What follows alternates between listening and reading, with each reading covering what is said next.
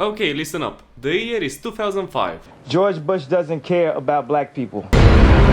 You are listening to your favorite song of the year, Feel Good Things by the Gorillaz, while playing the coolest game ever, God of War. You and your friends just finished talking about how badass the new Batman movie was and maybe even discuss your favorite parts of Revenge of the Sith. But something feels off. You don't have any sitcom to watch that fits your demographic. The horror. Friends just had its throwaway finale last year and ever since you have been trying to find something to watch. That 70s show is still on, but it has gotten stale. 2.5 Men, while funny, it doesn't depict relatable stuff for you. The Office looks funny, but it's barely starting out and it's gonna take a season or so to really get good.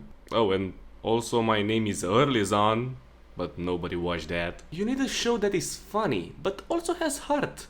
A show which can take the spot that Friends once did. And then, on the 19th of September, the world heard for the first time that legendary phrase. Kids, I'm gonna tell you an incredible story. The story of how I met your mother. Yeah, is this gonna take a while? You didn't have to cut me off. Like we were nothing. I don't even need your love, but you treat me like a stranger, and I feel so loved. So, How I Met Your Mother is a sitcom which was pretty damn popular at the time, winning multiple awards and even spawning a disappointing spin-off recently. This story is about the journey, not the destination. I'm gonna get with a whole bunch of dudes before I wind up with Dad. Hey. Created by Craig Thomas and Carter Bays to somewhat relate their stories as young adults living in New York, the show definitely had a lot of the relatability Friends benefited from. What's most impressive to me though, it's the fact that it was directed by pretty much just one person. Pamela, I think 196 episodes are enough. Please go to sleep. Look, I just wanna get through all of the series and look back at what made it so freaking popular. I mean, I used to watch this show on repeat back in the day. Hell, I had friends base their entire personalities around this. So does it still hold up? Is going to be legend. Wait for it. The singing brim bum bum brim bum bum brim bum bum boom. Brim bum bum brim bum bum brim bum bum boom. You didn't wait for it. No. Gary, we get it. Now, I'm gonna rank every single episode in this tier list I've got of the internet to gauge just how much I enjoyed this show in 2024. And see if this shit holds up. I'll do my best to make it quick, skipping stuff I don't find relevant or like, but honestly, it's a sitcom. We are just here to laugh. You'll notice that I'm avoiding talking about the incident, so we'll get there when we get there. Play me off catchy intro by a band which did nothing after the show.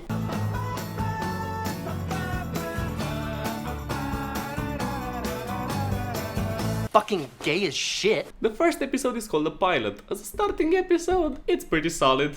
The narrator talks to his kids about the events leading up to him meeting their mother. Wait, I know that guy. He's Justin from The Wizards of Waverly Place. That Disney show had a pretty alright movie. Everything is not what it seems. Whose villain was Steve Valentine. Also known for voicing Alestra in Dragon Age. If you just listen, I know what I'm doing. Yes, there's a first time for everything. Very funny. Why do you always go on about how stupid I am? I'm not stupid, am I?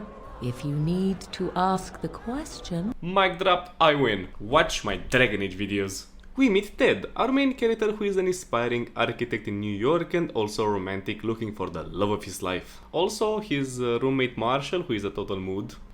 Will you marry me? Yes, perfect. You and me are straight, right? Straight. Nice Minnesota boy who studies law and is thinking about proposing to his college sweetheart Lily. Lily is a kindergarten teacher and an amateur artist. Oh, we also meet Mr. Steal Your Show. Hey, so you know how I've always had a thing for half Asian girls? Do not say anything sus. Got a new favorite. Lebanese girls. Based. So this is Barney, a suit-obsessed and catchphrase-spewing pickup artist who is constantly trying to give the others life lessons. See that girl? Oh yeah, you just know she likes it dirty. I'm just gonna put the red flag right here. You know, one of the things I hate when doing videos like this is that I'm trying my best not to sound like that one douche you watch movies with and tells you about that cool fact like the Aragon thing or the Indiana Jones shot. How much am I failing in my attempt? I swear it will get more interesting. But yeah, besides the guy who plays Ted, all these people have done super interesting stuff, including Ted's love interest Robin, who's a reporter. The whole episode is about Ted thinking that he found the love of his life, while Marshall gets engaged to Lily, only to eventually make her love the best AC game. Long story short, Ted screws the pooch by not kissing her, then goes back to her with a French horn, confesses his love for her, and that's it. We end it off with the sudden twist that he was actually telling his kids about Aunt Robin, making me wonder if these bastards don't know their mom's name. Also, we meet Ranjit. I'm from Bangladesh. Ooh, the women hot there? Here's a picture of my wife. A simple no would have sufficed. An actual good episode. The characters and tropes are established, and while tame, it's full to the brim with stuff which will become important later. For rankings, I'll just say that A tier are great episodes, B episodes are good, C are just okay, D episodes are boring or bad, and the rest are self-explanatory. I'll just put this in A, mostly because of the setup. Episode 2, Ted tries to throw some lame home party to impress Robin, but she keeps getting called into work, so Ted throws a party 3 nights in a row to the dismay of Marshall. I mean, he has college shit to do. Mood. We end with Robin joining the group as another friend. This episode starts off a trend in my reviews here. The episode is lame and the best parts are all about Barney. Who invited you? No one even knows who you are. C tier. Episode 3. Barney steals Ted to go pick up girls at the airport as international businessmen. The B plot is about Lily and Robin bonding now that she is part of the group and her distress over the fact that her ring makes her invisible to the guys at the bar. Okay. The Barney and Ted stuff is funny enough and the message about living your life is pertinent. Oh, but you wanna know why it's actually funnier than the usual and how come this one seems to set a trend for Barney's likable characteristics? Because it was written by Lord and Miller of 21st Jump Street, Clone High, Lego Movie, and go watch Across the Spider-Verse right fucking now. It's freaking awesome. B tier. Episode 4, Ted finds an old shirt and rekindles an old flame with a woman he treated like shit only to try and pull that thing off again, but now he finally gets his comeuppance. Damn, it only took just 4 episodes for our main character to be humbled. I kinda dig that. On is, you broke my heart over my answering machine on my birthday. Waited 3 years for me to get over you. Tracked me down, begged me to go out with you again, only so you could dump me 3 weeks later, again on my birthday. No, it's not like that. I'm just, What? I'm just like super busy right now. Am I the asshole? Oh, and Barney makes Robin do funny shit on TV. I'm a dirty, dirty girl. Nice. C tier. Episode 5, Robin, Barney and Ted go to a club only to realize how much they suck. Say you're my bitch. I'm your bitch. It should have been me, not him! It's not fair! Lily and Marshall ditch their lame party to go with them too, with boring shenanigans following suit. Ted kind of vibes the coat check lady.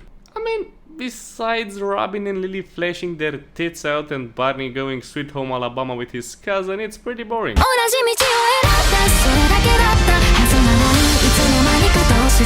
Straight to D. Episode 6. It's Halloween and Ted obsesses over this one girl he met a couple of years back dressed as a slutty pumpkin.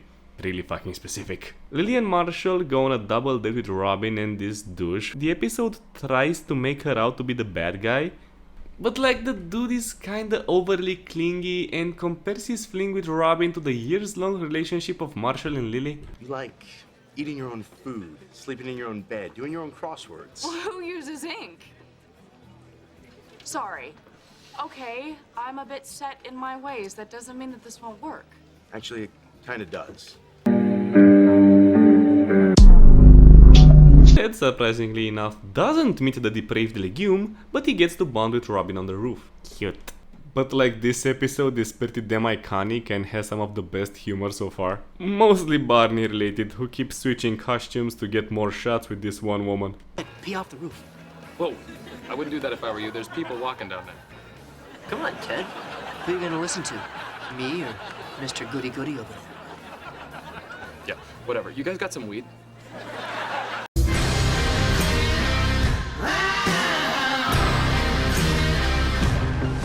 still looks better than Lucifer's demon face.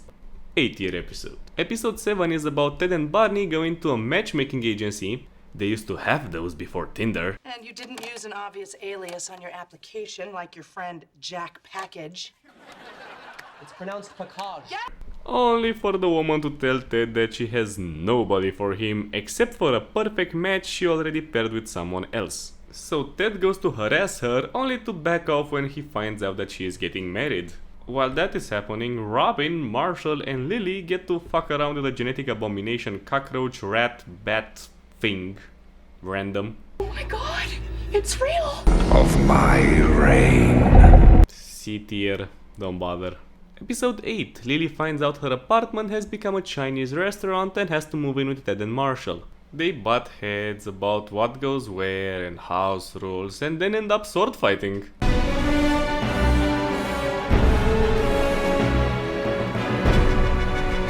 Only to injure Lily and then make up. Barney fucks around with Robin and makes her go on a bad date with the Discord mod. Pretty damn forgettable. I'm all yours. Look, if you're a hooker, I don't have a lot of money. Sit here. Episode 9. Thanksgiving is happening and Lily and Marshall go to his parents to celebrate it with his huge, very backwater and genuinely wholesome family, if not a little wacky. Look, his dad is Patrick Star. What do you expect? I'll cut off your nutsack and nail it to my door! Lily freaks out because Erickson babies are huge and her vagina is gonna break. She leaves and then they make up. Anyway, Robin and Ted go help out at a homeless cantina only to find Barney as volunteer of the month.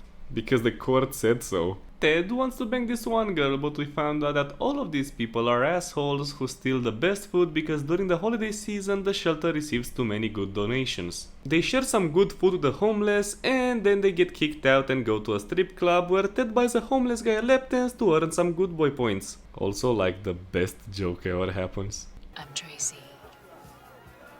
Still Ted. And that, kids, is the true story of how I met your mother.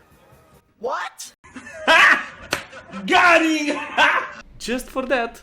8th tier. Tracy, huh? So they do know her name. Episode 10 is mostly sketch based. Ted gets drunk and we follow what happens. He hooks up with a girl, ends up with a pineapple in his room, drunk calls Robin. Look, it's not really something I can elaborate much on, but the episode is pretty funny.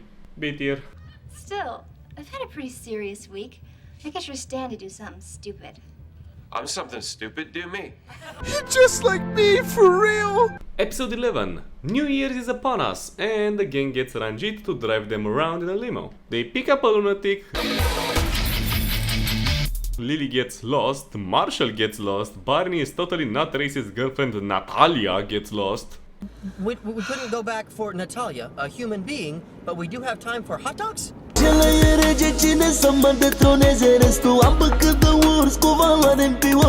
And Ted acts like a dick to his date because he wants to impress Robin. Because of New York traffic, they give up trying to find the perfect New Year's party and just enjoy their time in the limo. Robin's boyfriend shows up miraculously, but Ted still gets his New Year's kiss like they talked about. Not gonna lie, from the music to the skit to the actually pretty relatable thing of New Year's parties being lame, this shit is freaking awesome.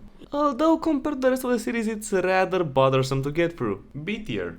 Ted wants to invite Robin to their friends Stuart and Claudia's wedding, only for Claudia to tell him that the plating has already been settled and he didn't notify them about the plus one. So Ted practically makes them fight and almost ruins their marriage over this. Such a nice guy. Only for them to make up in the end. Robin breaks up with the guy from the limo episode and Ted just gives up trying to invite her so she can go report on something while he talks to Barney about meeting the right woman. The episode itself ending with a shot of this mysterious woman. It was pretty decent, Ted pissing off a bride before her wedding notwithstanding. So help me God, if I catch you even so much as breathing the same air as her, I will take those peanuts you're trying to pass off as testicles and I will squeeze them so hard your eyes pop out and then I'll feed them to you like grapes. Mark me down as scared and horny. Solid A tier. Episode 13. Ted goes back after the wedding and tells Lily and Marshall about the amazing time he had with this woman last night, but she was like super quirky and did not want to talk about themselves all night. No emails, no phone numbers, not even names. Tonight, we will make a memory that will never be tarnished. We have an update for you on the case of a body found in a barrel on the beach in Malibu. So Ted calls Claudia on her honeymoon to ask about his wedding date, but she tells him that there was no woman named Victoria at her wedding. Robin tells Lily that she was at the wedding, but breaking up with Derek and having second thoughts about Ted made her go cry in the ladies' room only for Victoria to help her out. Robin doesn't want to get married, doesn't want kids, and is pretty focused on her career, so her feelings for Ted are really messing up with her mind. Eventually, Claudia calls him back to inform him that Victoria wasn't on the guest list because she was the caterer at their wedding. Ted rushes off to the bakery, brushing aside his worries about ruining the special weird no-info date night they just had, and they make out. Overall, it was pretty interesting. Victoria made a pretty nice first impression, and these episodes are really starting to feel like they are leading up to something. 8 tier. Episode 14. Lily and Marshall get stuck in the bathroom since they don't want to interrupt Ted and Victoria's date. Not really that interesting, but since everybody is busy, Robin and Barney hang out and they discover how much they have in common. Let's get out of here. Let's go somewhere else. Well, what happened? Hey, sometimes I like to do a little catch and release. But why? Leave no man behind. Either we all score or no one scores. Lily and Marshall grow in their relationship because they went to the bathroom in front of the other. Hopefully without Marshall developing a new kink. And Barney and Robin become bros after he thought they were gonna have sex. 8 tier episode, mostly because of the Barney and Robin plot. Great. I hope you're happy. You sunk my battleship. Episode 15. The gang plus Victoria are gonna have a game night since Marshall loves making up board games. Robin is still not that comfortable with Victoria, and since they don't know anything about her, Marshall devises rules for the game in which she ends up having to talk about her past. Oh, well, boyfriends, I guess I've only had 2. Prude alert! Well, that's serious boyfriends. I've dated other guys in between. Oh, slut alert! Not creepy at all, dude. Anyway, Lily shows off a character trait which will become incredibly annoying later on, her inability to respect other people's privacy. She plays a tip she was supposed to give to Barney, completely ignoring his protests, only to anger him to the point of leaving. After that, they all have to share embarrassing stories in order for him to relate the events of the tape. In a backstory segment, Barney was a hippie who had a girlfriend named Shannon who NTR'd him with a rich asshole in a suit, so he became the Darth Vader of suits. And you're watching the clock while she takes his fat cock. Eventually he goes to her and bangs her. This is once again a fantastic episode. It's packed full of comedy and a pretty down-to-earth, if not cliché origin story for the resident script muncher. Legendary tier again. Oh, floor's cold. Grab that Afghan your mom made. Episode 16. Victoria gets an internship in Germany at a culinary school to finally attend the German version of Food Wars, so they have to discuss the relationship. Barney finds out about Marshall's money trouble, so he proposes that he could get him hired at his firm, which he declines. While that's happening, the girls go wedding dress shopping, where Robin initially tries to get Victoria to move to Germany before finally acting nice. But then Lily ruins a really expensive dress, so now Marshall has to accept the soulless job from Barney. Oh, and then Victoria leaves, so they can have a long distance relationship, which even the show admits is a bad idea. The jokes are humorous enough and Robin's character development becomes more obvious, but it really just seems like an excuse to get rid of Victoria for Robin and Ted to happen. Get used to that. You set this up. You set this whole thing up. I most certainly did. Guess it was B-tier. Episode 17. Ted continues his long distance thing with Victoria while Marshall has to deal with his new colleagues who act like total dude bros and are a very accurate representation of a legal department. 2 Jessicas, you gotta pick one. What do? Go. Would you rather get a massage from a man or surgery from a female doctor? You just know that at some point one of these guys is gonna say something along the lines of, I'm not racist, but... People of different races should get different length prison times. Robin helps Ted gift Victoria some stuff to appear that he actually gives a fuck, while Lily gets mad that Marshall starts acting like the dude bros to fit in. You changed your entire career path. Bitch, you are the reason he had to take the job. They make up at a karaoke bar, and we end with Robin calling Ted over for what anybody who has watched porn before is presumably a booty call. Do you want to come over? What do? Go. The end. Nothing much to say. It's pretty weird to see Marshall try and act like this because later on he drops the facade and his coworkers still don't seem to mind, but whatever. Pitier, I guess? Episode 18. Like most women going for a booty call, Robin has had a rough day in which she feels lonely and unappreciated, so she wants the emotional pincushion that is Ted. This guy gets it. I'm going over to this girl's house to make some juice. Nice. Want a nip? You can just let me out right up here. Based! He starts seeing Victoria and imagining what she would say if she knew he was going over to Robin's at 2 AM to juice. But like he keeps finding excuses. Such a nice guy. Ted arrives and lies about breaking up with Victoria to the absolute delight of Robin. Ted then has another fantasy with Victoria in the bathroom, but that TV trope in which people have the same phone happens and Victoria calls Ted only for their phones to be switched and Robin finds out. He leaves with no booty, breaks up with Victoria, and that's it. The B-plot is about Lily kicking Korean Elvis. I mean, he was kind of a dick. As much as I harp on this, I like it when Ted gets punished for acting like an asshole, in the rare occasions that the writers consider it warranted. Definitely not the funniest episode, but pretty damn great.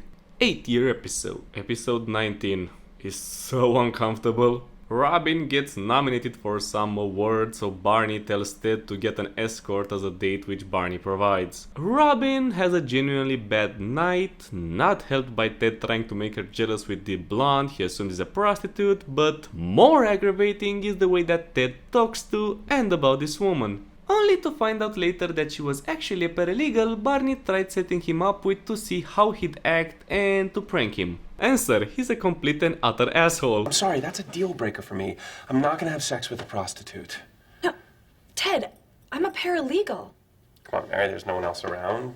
You're a hooker. No, Ted, I'm a paralegal. No, you're a hooker. The girl leaves and that's that. Horrible episode. Especially if you rewatch it and imagine the way Mary must have felt. Damn, even if she was an escort, Ted was so freaking prejudiced. The message is I should treat every woman like a whore? I guess we also get introduced to Sandy Rivers, professional asshole, and Alison Hannigan's husband. Straight into the white it goes. Episode 20. Marshall and Lily panic over wedding stuff and eventually they find out about a band they want singing at some prom. Lily and Robin go to the prom and enter as dates to some other Discord mods. Hey guys, you want to take two hot girls to prom? Wait, are you a Redditor and you're a Discord admin? Oh my god. Ted gets offended that Marshall doesn't think that he can help him out in a fight and then they all meet up at the prom with Barney having to sneak in as a turtle. I paid a janitor $200 to let me borrow this mascot costume. What you got in? Slow and steady won the race. What fun! I'm going to fucking kill you. Lily eventually starts getting stressed over how much she hasn't done and that her life is over if she gets married, only for Robin to give her some advice and then she has a nice dance with Marshall. Also, Ted and Robin make up after the incident. We also meet Scooter, a recurring character who was Lily's boyfriend though, if adding Neil Patrick Harris's husband to the mix was all that important to you. You know the only reason I put up with this homo crap is for the P-Tang. But like the camera zooms in on Lily, so they are setting up something. Kinda boring, not gonna lie. Nothing much has happened besides the setup for a controversial plot point, and the jokes directed at the kids just seemed mean-spirited if anything else. C tier. Ted feels old for some reason and we get the introduction of Barney's increasingly elaborate ways to sleep with women. So Barney and Marshall collaborate on progressively more extreme pranks on this one guy. Are you guys planning on punching some holes in that box? Of course we are. What? Were you gonna think of that? No. Well, the matchmaking program got picked up by the dad from Good Luck Charlie and found Ted's soulmate. While waiting for his date, Ted gets called by Lily to help her out with a flat tire and finds out that she has second thoughts about the wedding and she wanted to pursue a scholarship at an art institute in San Francisco. Look, even Ted himself points out that New York is already a big freaking deal in the art world, so if it was just about that she could have gotten classes there, but yeah, whatever. Lily then abandons him in the middle of nowhere and Robin picks him up to drop him off at his home where Lily acts as if nothing has happened. Need a ride, cowboy? Sorry, I don't get in vans with strangers. Too bad. I got candy. Candy? One of my goals is I want to be kidnappable. Ted then ponders that losing his date with his soulmate wasn't that big of a deal since he doesn't want perfect, he wants Robin. Good one, writers. Everything about this episode is infuriating. But like the Marshall and Barney thing is pretty funny, so it gets a C. Episode 22. Ted wants to impress Robin with a blue orchestra to call back to the first episode because sitcoms love referencing their pilots, and Marshall overhears the phone of Lily being accepted for a scholarship. So obviously they're gonna butt heads for the remainder of the episode. Robin has to go on a camping trip with her co-workers, but Ted fears that the delicate woman Robin is gonna fall victim to Sandy Rivers if she's gonna spend the weekend with him. Golly gee, Ted, aren't you nice? So, in a move which makes total sense, trust me, Ted asks Barney to put him in contact with one of his one-night stands who studies Native American culture. And of course they chose an actress who is not even remotely Native American. Ted's plan is to do a traditional Native American rain dance to make sure Robin stays in New York. And he does. Somehow. He and Robin hook up, but we end on Marshall and Lily breaking up. Look, I made some jokes, I know it's more than just offensive, but this episode is actually funny and progresses the story fantastically. As for a season finale, this shit goes hard. Ted making it rain is one of the most iconic things about this series after all. A tier. We've been up here for the past hour making complete asses of ourselves. What do you mean, we, white man? So like season 1 is a weird bag, it's mostly what I would call setup. It's funny, but also kind of restrained. The story beats are progressing naturally, and even though I don't like what they are leading up to, they are competently done. Overall, if anything else, at this point I'm still interested in the story. Turned to my girlfriend back then and I was like, what, is he allergic to timing? And she was like, why won't you kiss me? And I was like, later, I mean, look at this guy. Episode 1, we start where we left off. Ted and Robin are together and Marshall is crying over Lily. Pretty derivative in terms of breakup episodes, really. Marshall finds Lily's credit card transactions and discovers she's in New York. He proceeds to call, hear a guy's voice on the phone, and then goes over there to punch him in the face, only to turn out that he was just an identity thief. Besides Robin's interest in guns and Ted's bitching about it, nothing that important happened. Also, it was kind of boring. C tier. That's the stuff.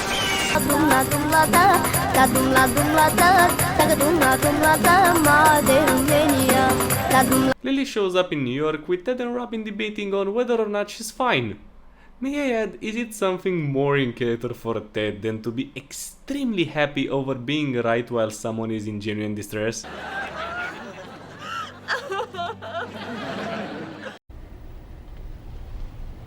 Why are you the way that you are? Barney takes Marshall out in the dating world only to uncharacteristically steal every girl Marshall seems to pick up. Strange, no? Okay, but no magic. How did you do that? I'm taking a leak, dumbass. Anyway, Ted asks Lily to stay away from Marshall if she's not 100% committed to him this time, and she pretty much just immediately goes and does that. Still nothing too impressive, but you know what? I'm not gonna tell you to take a shot because you should drink responsibly, but take a sip of water every time I say something along the lines of "This episode is mid, but Barney funny, haha." Stay hydrated. B. There may be something that you can do for me. You gave me chlamydia, you jerk! So where was I? You gave my twin sister chlamydia, you slime! Episode 3 portrays a rather ambitious storytelling method which the show will toy with quite a lot. The episode is broken pretty much, and we follow each pair of characters up until the stories clash. So Marshall and Lily try to get each other super horny by exploiting their very specific fetishes. That's about it. What are you doing? Oh, nothing. Nothing at all. I'm just making myself feel a little bit more comfortable. なかなかいい感じに私好みになってきてんじゃねえか。Robin is concerned Ted's mom thinks that she isn't worthy of her son, only to become friends by the end.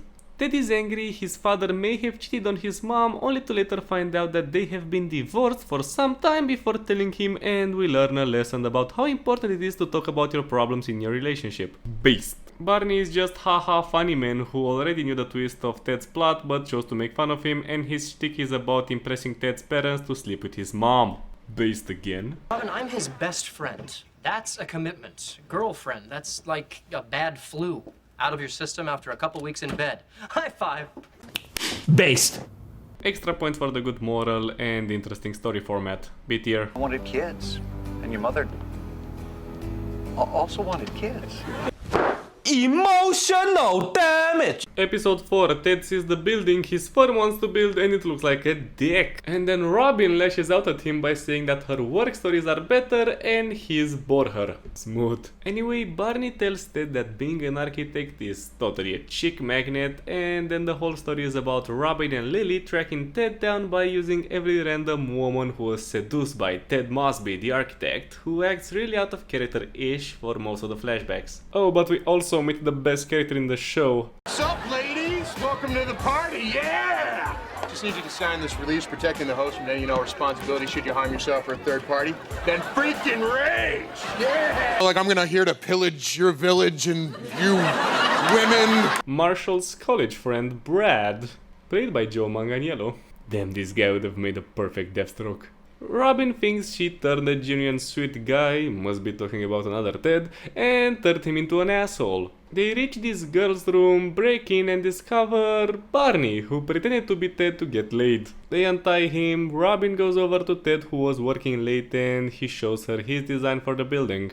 Props to this episode for making Ted the good guy. But yeah, the format was great, the lawyer party was accurate, and it was overall a pretty funny episode. Seriously, who wants to shave my ass? That guy went on to become a Supreme Court justice.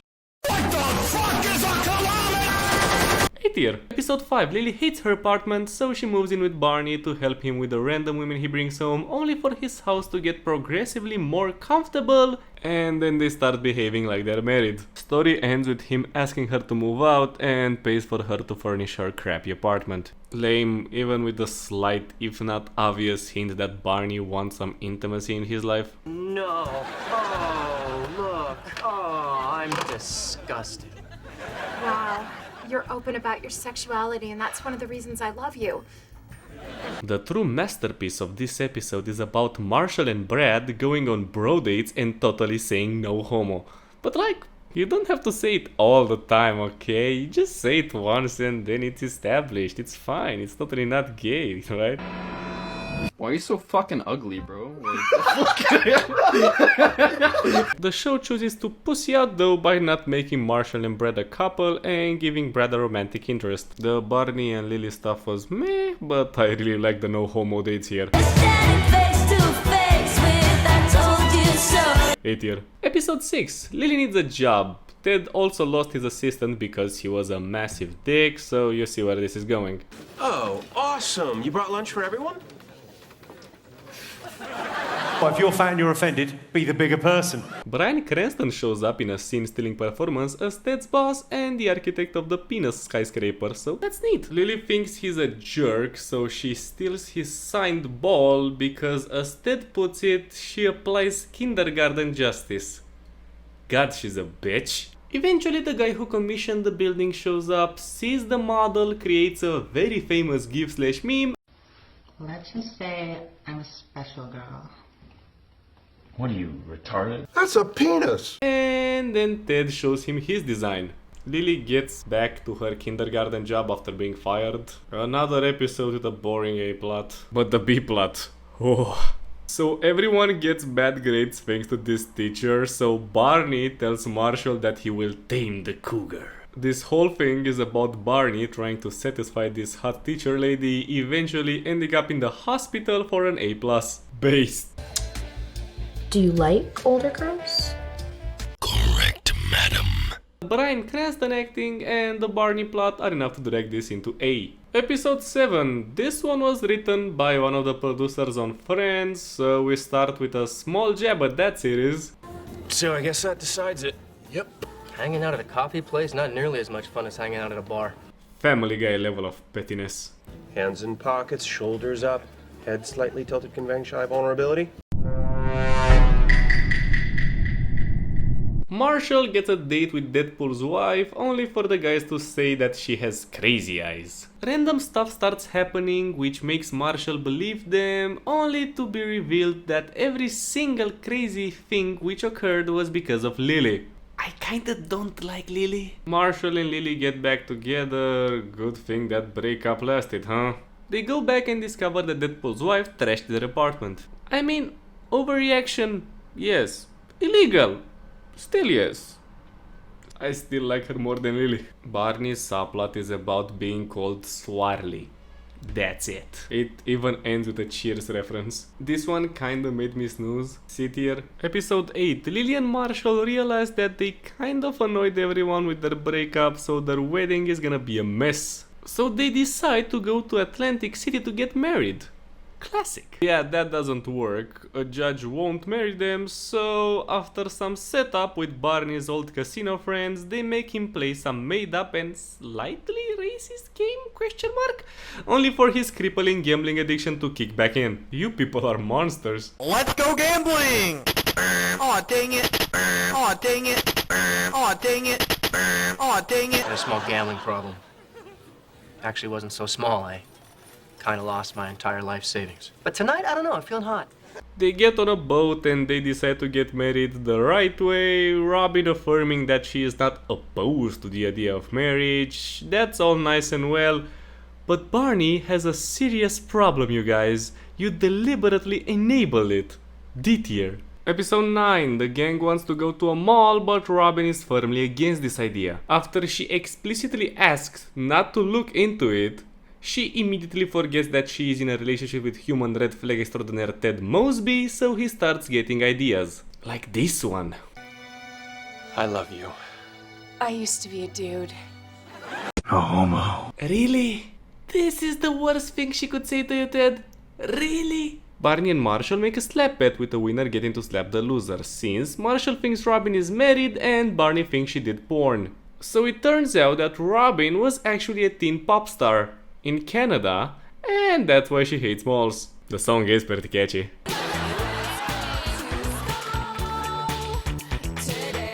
Barney is presented with a choice of 10 slaps now or 5 whenever Marshall wants, and he chooses the latter. Freaking dumbass. Oh, and Robin and Ted make up because no secrets in relationships or some shit like that. Look, I know I may have sounded a little too negative, but this episode is freaking awesome. A tier. Robin Sparkle is just a gem. Episode 10. Wayne Brady is revealed to be Barney's brother for the cast to make colorblindness jokes. Dude also acts like a gay version of Barney and is overall pretty cool. He was a little bit country. He was a little bit way into black guys. There it is. The BBC. Eventually it's revealed that he is actually in a committed relationship, and then the whole episode is about Barney acting relationship phobic, I guess? Only for him to loosen up once James tells him that they are getting married and adopting a child. This dude is gonna change ethnicity by the time we next see him. The rest of the crew has a boy versus girl shit in which they complain about getting hit on and groped by a lot of sleazy guys, while the boys bitch with totally equal problems like not getting enough compliments or not being able to drink girly shit. Oh, poor me. I'm a pretty girl and everybody everywhere wants to buy me drinks and have sex with me. Well. They go to a gay club and the situation gets reversed. Go feminism, I guess? It was alright, the Barney and Wayne Brady stuff was funny. B tier. Episode 11. Lily hears that Ted called her a bitch when she broke up with Marshall, but since it's a Christmas episode, they refer to it as Grinch. So befitting of that title, she calls Ted's mom to tell on him and just about ruins Christmas for everyone. I am once again siding with Ted here. Robin takes care of a sick Barney and Marshall acts as wholesomely as usual. Also, this episode clearly displays weed before switching to sandwiches for the rest of the series. It's not like Ted isn't already telling his kids lots of inappropriate shit. It's a weird bit of self-censorship. The only good parts are the caroling and how the gang ruins Ted's cousin Stacy family dinner. Sweet. Genuinely awful. Just why? Episode 12. Robin's sister comes to New York, and the episode is about Robin acting super overprotective over her sister trying to lose her virginity with her boyfriend. Ted is also kinda mad that Robin didn't tell him that she loves him yet. Anyway, the gang tells stories about how they lost their virginities. Ted gets to bore people with trivia I would genuinely be interested in about the Empire State Building. He saves this guy's life, so points for Ted. And then Robin admits that she loves him with her sister, choosing that her first time should be with someone special thanks to one of Ted's stories. I love you. I'm gay. Based. Barney's story is a little embarrassing for him, so the gang are actually nice for once and indulge him in his fake dirty dancing fantasy. Actually pretty funny and with a pretty okay approach to the whole sex thing without sounding like boomers. A tier. Episode 13. Ted tries various methods to interact with his coworkers since he is project manager now, Bryan Cranston acting like a total dick without Ted being able to fire him thanks to various shit like his birthday or the fact that he is homeless. Ted invites him into his house, but he still acts like a dick, so eventually fires him and puts him in the hospital. You're fired! You're fired! You get it? You hear me? You're gone! Love this guy right here. Barney discovers a nude painting of Marshall and Lily and...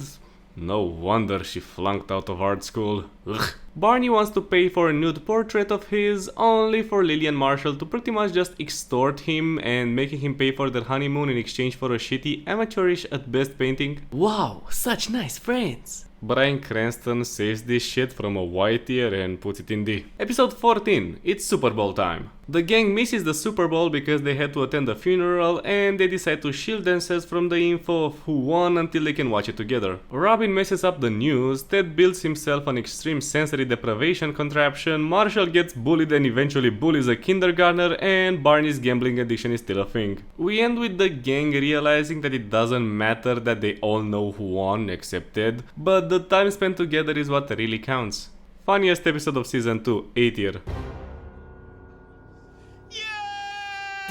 Episode 15. A series of unfortunate events lead to Ted losing a plane to a big interview in Chicago. He realizes that it doesn't matter because his life is in New York and that he'll meet the love of his life here. Cool. Total snooze fest besides Barney winning a marathon without breaking a sweat only for his legs to stop working. C tier. That's how you run a marathon. Step 1, you start running. There is no step 2.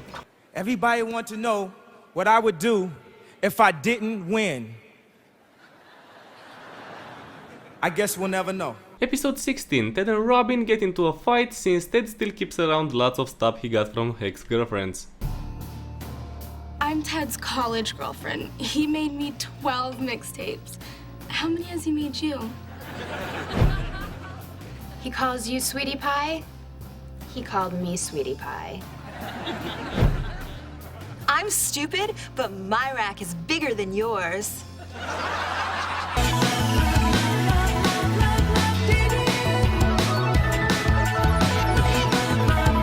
He then gets mad that her dogs are from her ex-boyfriends and dude really wants her to get rid of her dogs, huh? And she does, only for him to not throw that stuff away. So they fight and decide to move in together, as you do. The B-plot saves this shit with Lily, forcing the gang to come to every avant-garde piece of crap underground theater ever, only for Barney to torture them by doing the same. B tier, just because these guys seem way into acting as dogs for Robin. Is this a fucking Chainsaw Man reference? Episode 17. Marshall's Fiero goes into service and the gang tells their stories with the car. She.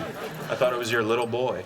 Oh, it goes back and forth. It's sort of a tranny car. Barney can't drive apparently, so he hates it. The girls broke Marshall's rule of no food in a car, ruined the interior, and then broke the windows to cover up their mess. Smooth. Ted and Marshall became best friends thanks to a road trip in which they had to listen to the one-hit wonder 500 Miles by the Proclaimers. It was pretty mid, but the humor really hit and the song was really damn catchy. B tier. Episode 18. Ted has to move, so shit has to happen. Marshall and Lily realize that Ted was the one who did most of the house stuff, Robin really likes her apartment the way it is, and Barney thinks Ted is making a mistake. Barney steals Ted's moving truck and forces him to have an epic night while Robin is having an amazing time home alone without Ted. But like Barney doesn't give his truck back, so Ted goes back to Robin where he gets bitched at with multiple house rules. Eventually he realizes that Barney uses the moving truck as a sex room with girls at the bar. Ted steals it back and moves back in with Lily and Marshall. Hey guys, I have a feeling that Ted and Robin aren't really vibing. Whatever, B tier for the Barney stuff. I'll call you tomorrow?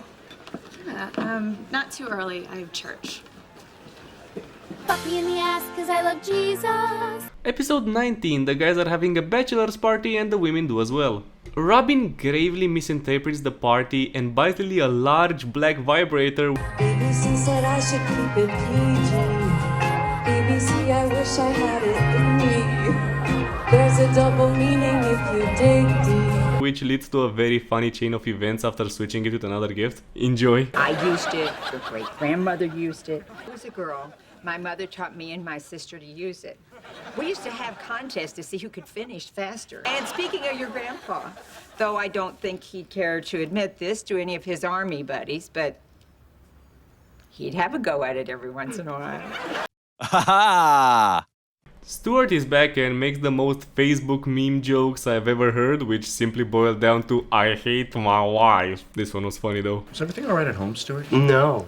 Brad disappears for most of the episode, so that made me feel sad. Oh, and the guys have to deal with an injured stripper. All I want to do is give you a great show because you're getting married. Is that too much to ask? Is that such a major inconvenience? If I see you as anything other than a teacher.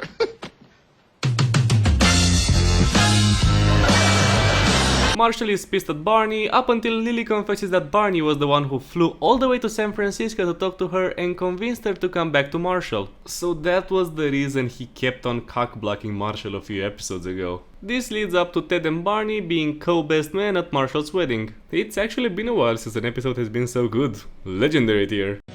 I too am extraordinarily humble. Episode 20, wedding stuff is happening with the usual stress from everybody. Look, you don't care about the A-plot, it's fine, whatever. Ted struggles to find a good speech and Lily wants to fatten up to fit into her dress. Damn it, eat! My knight in shining armor is out there somewhere. Also, Ted and Robin are acting strange. The B-plot, however, well, that's another story. It's about Barney going on to The Price is Right since when he was little his mother told him that Bob Barker was his dad. He wins big and gives them all to Lily and Marshall, but decides that he shouldn't bother Bob Barker with that info since it's kind of implied that he knows his mom lied to him. Solid A tier. Episode 21, the wedding is here and it all goes to shit. The harpist is going into labor, the flowers aren't here, Marshall's hair looks too Jersey Shore and he has a meltdown which leads to him shaving off his hair. I mean, it looks pretty okay. Brad trying to catch Scooter to not ruin the wedding is pretty funny though. But this episode is amazing thanks to the whole romantic wedding they do before the actual wedding. It's pretty mid up until that point, so A tier. Episode 22. Still at the wedding, Barney thinks something is weird since Robin is not drinking alcohol. Marshall and Lily are starving and she even gets drunk, so that plot point is eh. Even though at first Barney thinks that Robin is pregnant, it is revealed that they broke up around episode 20 but didn't want to ruin the wedding. They broke up because she doesn't want to be tied down and Ted wants a family, so cool I guess. This whole thing was caused by the restaurant fucking up, which leads to Robin thinking that Ted is proposing to her and having a freak out about it. He even had to give the blue French horn back. I really don't care. But like, this whole episode is amazing just because of how genuinely wholesome and nice Barney is after finding this out. He consoles Ted and declares how legendary his nights are gonna be from now on. I was gonna give it a legendary tier just for that bro conversation, but A feels like a better fit. Season 2 was actually an improvement in my opinion. The story got way more serialized and the jokes got better. The characters even started getting more complex with flaws and shit.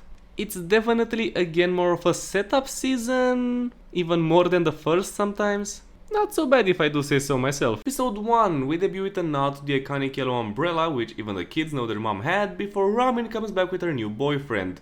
Enrique Iglesias?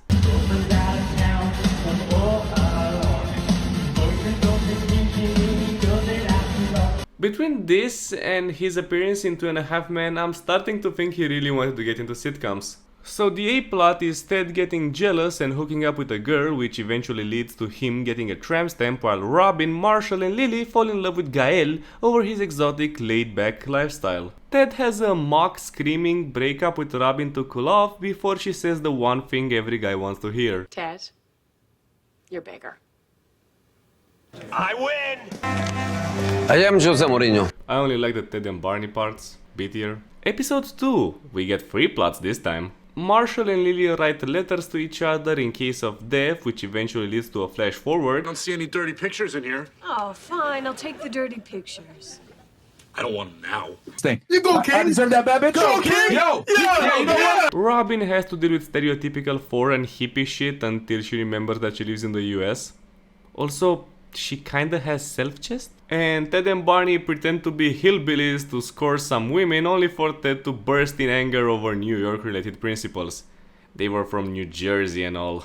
Ew. You know what? Each plot packed some nice laughter. A tier. Episode 3, Ted is gonna have a threesome. That's it! Pack it up! S tier! But yeah, this shit is funny. From the belt to Barney's meltdown to Ted's mischievous ending. Perfect. Oh, and I think Robin has a plot in which she didn't shave her legs, so she won't sleep with a guy, but now she wants to sleep with him. Do you care? Or I don't. Ted had a threesome. Now this is the type of story you tell your kids. Easy legendary. You like to have fun, don't you, Ted? Crazy hamburger! Crazy hamburger! Episode 4 is another banger. Ted and Barney have a contest about which one is better at dating, so they pick a girl and whoever sleeps with her wins. Petty and sexist? Yes. Genuinely funny? Still yes. If dating is the game, then marriage is winning the game. Yeah, if you're playing in the women's league. You know what happened with the D-R-E? We have had sex a total of, wait for it, Nice. 1,053 and a half times. Doesn't count. It does count. It counts as 1. You've had sex once. How was it? I can see it, I feel it.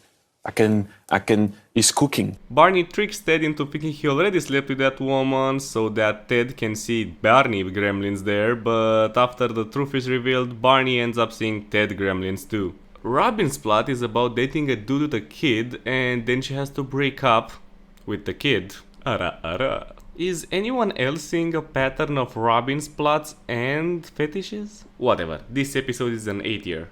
Episode 5, Ted introduces the gang to this woman who he calls Blah Blah because he can't possibly remember all the names. I mean, that's both cute and accurate. Ted's actor is dating this woman apparently though.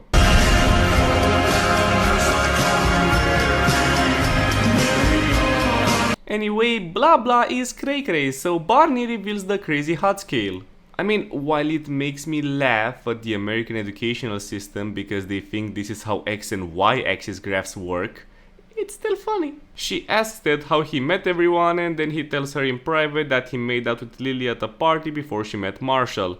But they really don't care? Plus, it's not even true. Sandwiches start getting used instead of joints here. We end with the fact that Ted met this woman while playing World of Warcraft. He didn't even get his kidney stolen. Crazy or not, that's based. 8-year episode. This is my deaf brother, Edward. I actually know some sign language.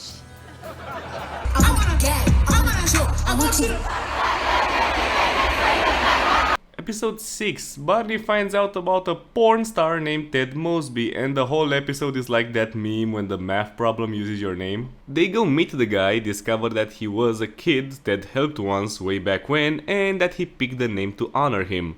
Absolute legend. This fucker is living in an anime. Hi. You want some snacks? Yeah. What snacks? Fruit snacks? While that is going on, we are once again getting a semi-homoerotic plot of Marshall getting seduced by John Cho from Harold and Kumar to join his law firm, which is evil. Our bed to 5 guys? Yeah. What? Where, like, for me, I would do my bedroom straight to a Five Guys. That's where I What's would. a Five Guys? It's like a burger place. Oh! He doesn't want it, but Lily certainly does, even has fantasies of buying stuff with the giant paycheck. I don't really care though. Ted and Barney had a porn plot that's plenty interesting on its own. 8-year. Can you even imagine that? How I Met Your Mother, but porn? The sad part is that this version is up there in quality with the jokes and delivery of the latter seasons. The one who banned slasher movies, they've never been exposed to teen-on-teen violence. Teen on teen. Classic. Why are we celebrating? We lost the unicorn. Because I'm so good in bed.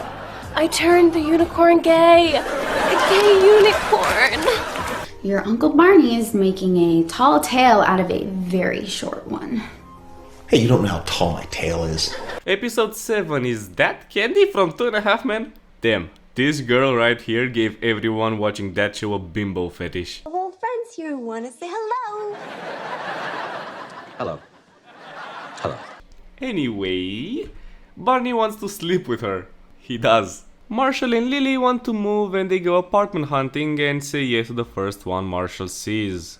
Because of that they need to take a loan, so they go over to, holy shit, is that Mr. Mosby?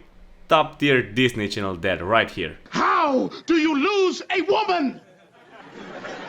You forget to cherish her.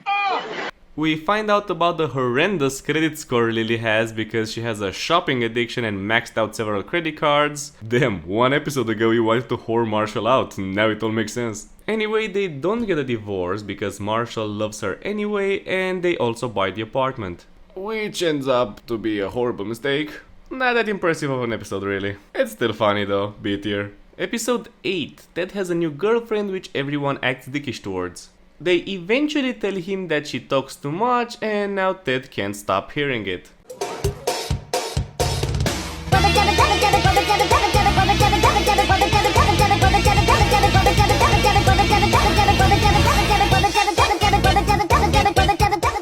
It's another social construct episode in which people don't tend to notice stuff about another person until someone points that out and then they can't stop thinking about it. Same thing happens to the rest of the group, like Lily's loud chewing or like, but then they realize that you stop caring once you love that person enough. You know what? It's a simple premise and it had its jokes. B tier.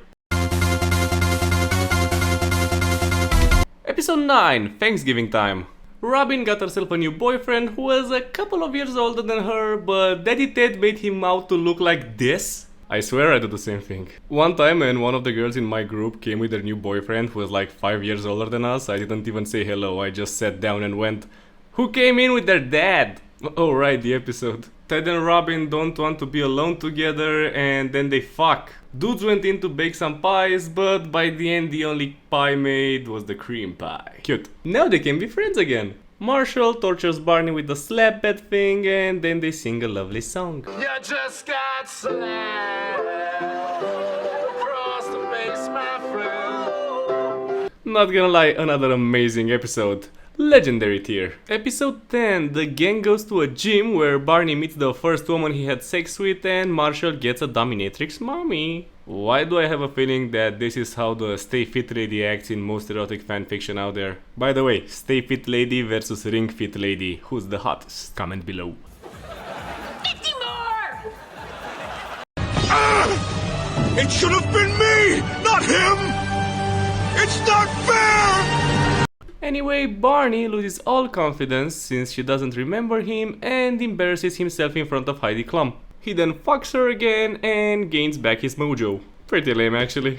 If you make me gloss over the dominatrix, then you are not a good episode. The section in which Barney fails to pick up ladies is fun, and Ted's whole thing about being relatable is pretty damn cool too, but besides those two, it's pretty boring. Of course you're scared. It's gross. The thought of doing that with a woman? But it's part of being a guy. C tier. Episode 11. 20 minutes of skits to prove to Ted that he shouldn't date a woman who removes his tramp stamp, Stella. Nothing too funny except for Barney's shit. I'm being generous with a C tier. Look at the facts. I dump her, and she says no hard feelings. She's a psycho. What other explanation is there? There is logic in what he says. Episode 12. Barney takes Ted on a St. Patrick's Day party where Ted suddenly decides to live life like there's no tomorrow and proceeds to act like an asshole for the rest of the night. By using someone else's tab, trying to sleep with a married woman, and then he ends up with a black eye from the guy with the tab.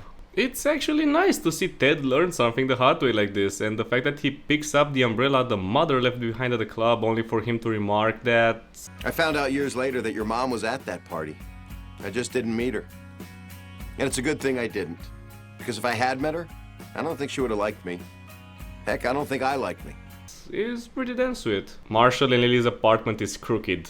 They get over it. The end. 8 year because of the Ted stuff. Episode 13. Holy shit, the receptionist is Britney Spears. It's Britney, bitch. Ted wants to date Stella again. She is played by Sarah Chalk from Scrubs. What? Too young to remember Scrubs? Fine, she's the voice of Beth Happy. For some reason, even though all of his friends say it's a bad idea, Ted himself knowing it's a bad idea, Stella telling him that dating a patient is not ethical, and Britney Spears flirting with him constantly, Ted is gonna want to date Stella anyway. This dude should have a no means no tattoo on him. Maybe he'll remember it that way. He takes her on a very quick romantic 2-minute date.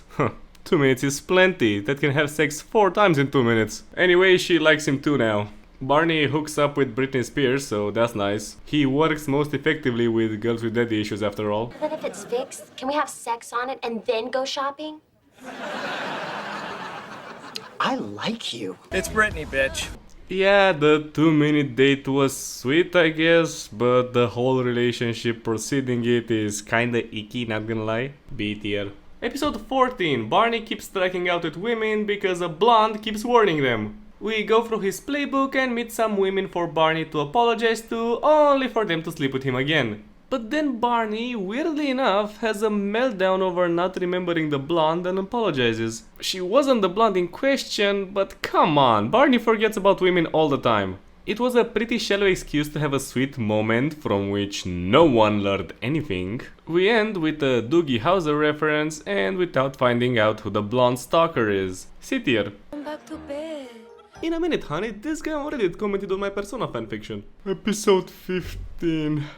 Lame episode about Marshall being too nice to scream at people, which comes up because of his boss Arthur, played by the one redeeming part of this episode.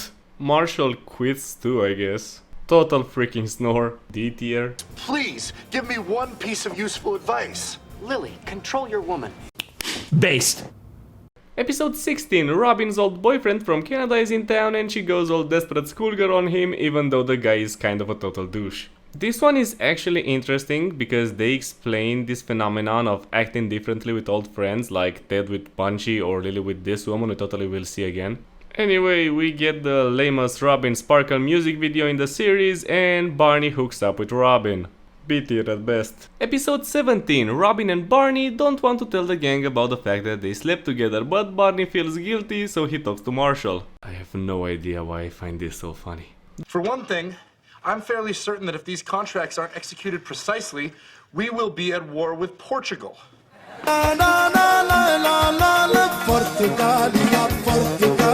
This episode marks the first appearance of the bro code, the most marketable thing about this series really. Barney feels bad for breaking the code because he didn't talk to Ted, but he actually knew, and he gets angry because Barney thinks so little of him, which leads to him breaking up their brohood. This is where men cried. Lily does something with a goat. Yeah, I think it's B tier. Episode 18. Ted wants to sleep with Stella, but she confesses that she hasn't done that in a long ass while. I have a confession to make. I was afraid of this. You're 14. So Ted respects the woman's privacy and treasures the intimate private conversation they had. I'm just kidding, he tells his friends and they make jokes. Smooth dude. It's not like the woman has been through a divorce or anything. Ted eventually meets Stella's daughter, which is sweet, and then plows Stella. Barney tries to replace Ted with the guy from Quilting with Will. It's fine. B tier. Episode 19. Barney finds out that the blonde stalking him was actually Britney Spears. The horror. Back with the gang, Marshall and Lily need money for the apartment, so Marshall suggests selling some stuff. Some of Lily's expensive clothes, which he ruined their credit score with. My words, not his. So to prove something, she paints this. Some people would call this art. Very few people would call this art.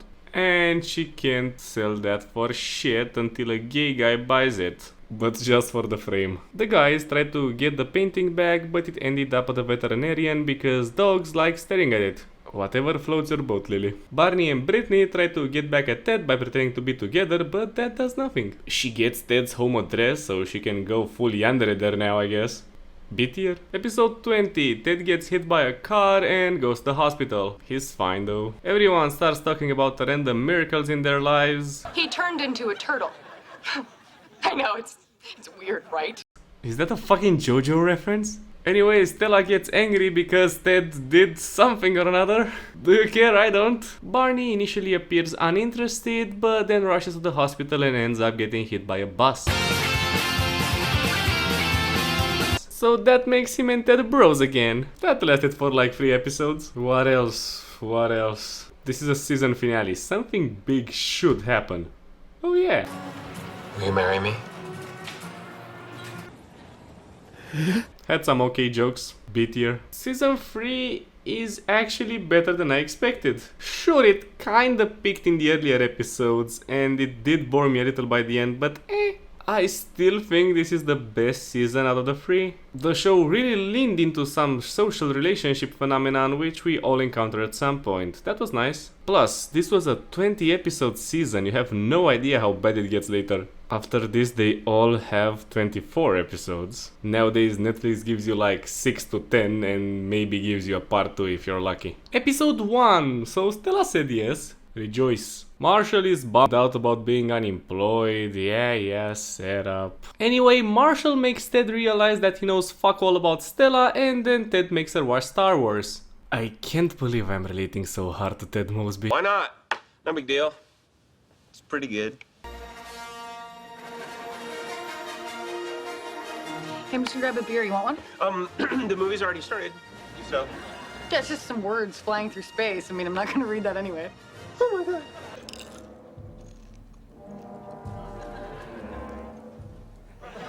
Great scene.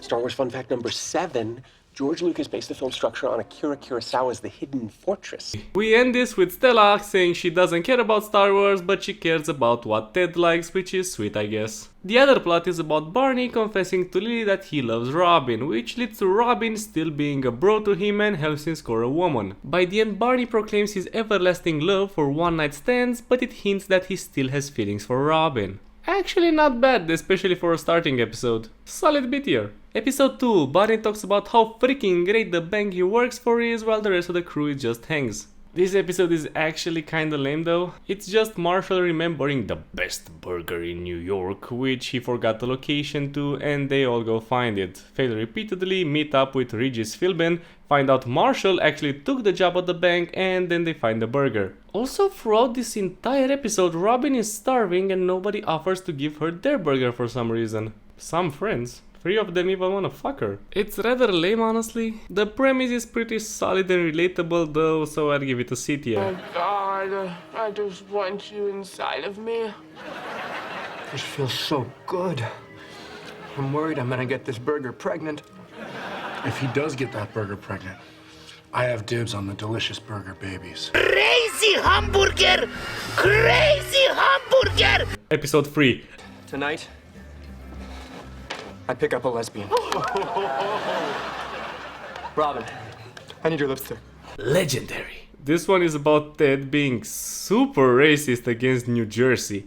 If American pop culture has taught me anything, is that hating New Jersey is perfectly normal. Stella lives in New Jersey though, so they hang out there and Ted has a little fight with her over which one of them should move. But like Stella's kid goes to school there, so Ted decides to put his justified vendetta aside and move to New Jersey. Enjoy the worst state flag, dude. I mean, it's not like New York's is much better, but still. Marshall hints that he also hates how large and chaotic New York is, while Barney is waiting for someone to high-five him for hours on end. Robin, on the other hand, got an interview which she misheard as a job offer, quit her anchor job, and she ponders going back to her old job before finally backing down by the end so she can move to Japan? Holy shit, this was bloated. After the lesbian pickup scheme, the episode goes downhill. B tier. Episode 4, Barney tries to pick up women as an old man for like most of this episode, so that kept me entertained. How old are you? 83. How old are you? 31. Oh. Based.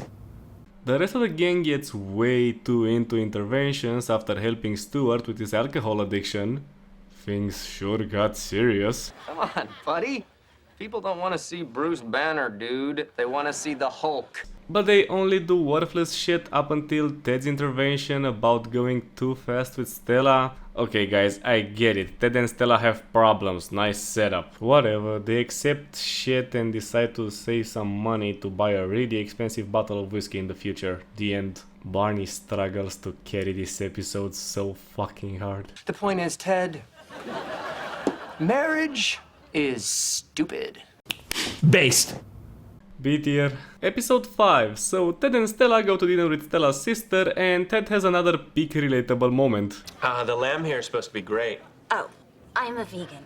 I wish I could tune out that moral voice inside me that says eating animals is murder. But I guess I'm just not as strong as you are. That's because you need protein. I'll have the lamb. Based.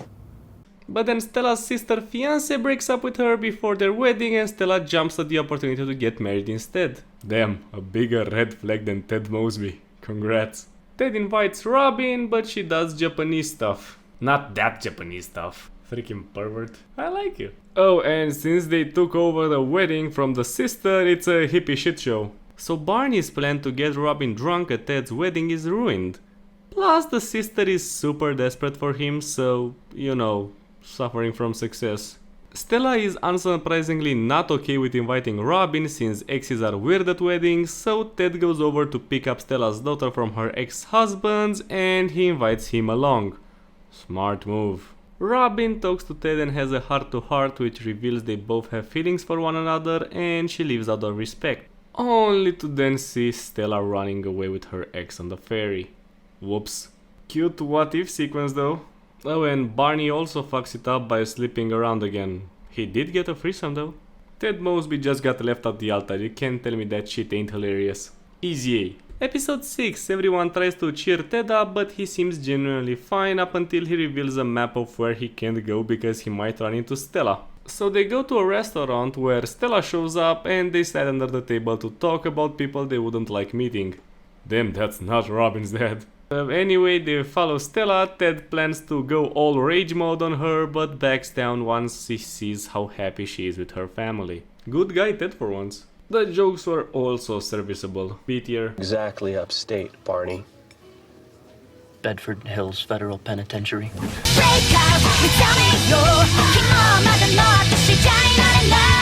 Episode 7. It's finally not a bloated one. Barney thinks he's gonna be a dad, but he's not, luckily enough. Lily and Marshall wanna have a kid though, so the whole episode is about Marshall trying to work while Lily gets drunk and horny. Robin moves in with Ted, and Barney has a virgin incel club. I'm so fucking bored. C tier. If there's gonna be a self-destruct button, at least hide it somewhere. It won't accidentally get pressed. Episode 8. Oh right, Ted's an architect. Barney and Marshall try to get him hired at their bank to design the new headquarters, but Barney uncharacteristically screws him over because of a shitty design by some Swedish guys. They make up and Ted gets hired. I'm Sven Jorgensen. With me are Sven Pilsen and Sven Johansson. And we are... Gabbar i Massu!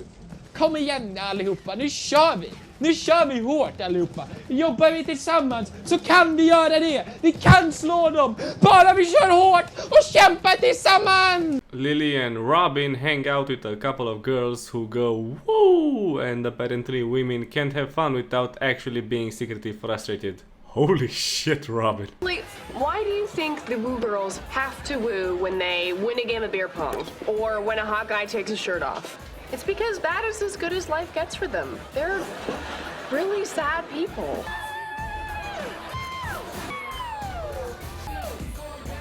Because women hate women. Yeah, it's been a while, but this one is so fucking bad. D tier. Episode 9. Ted finds the guts to ask a new coworker out and then he meets this legend. This absolute unit.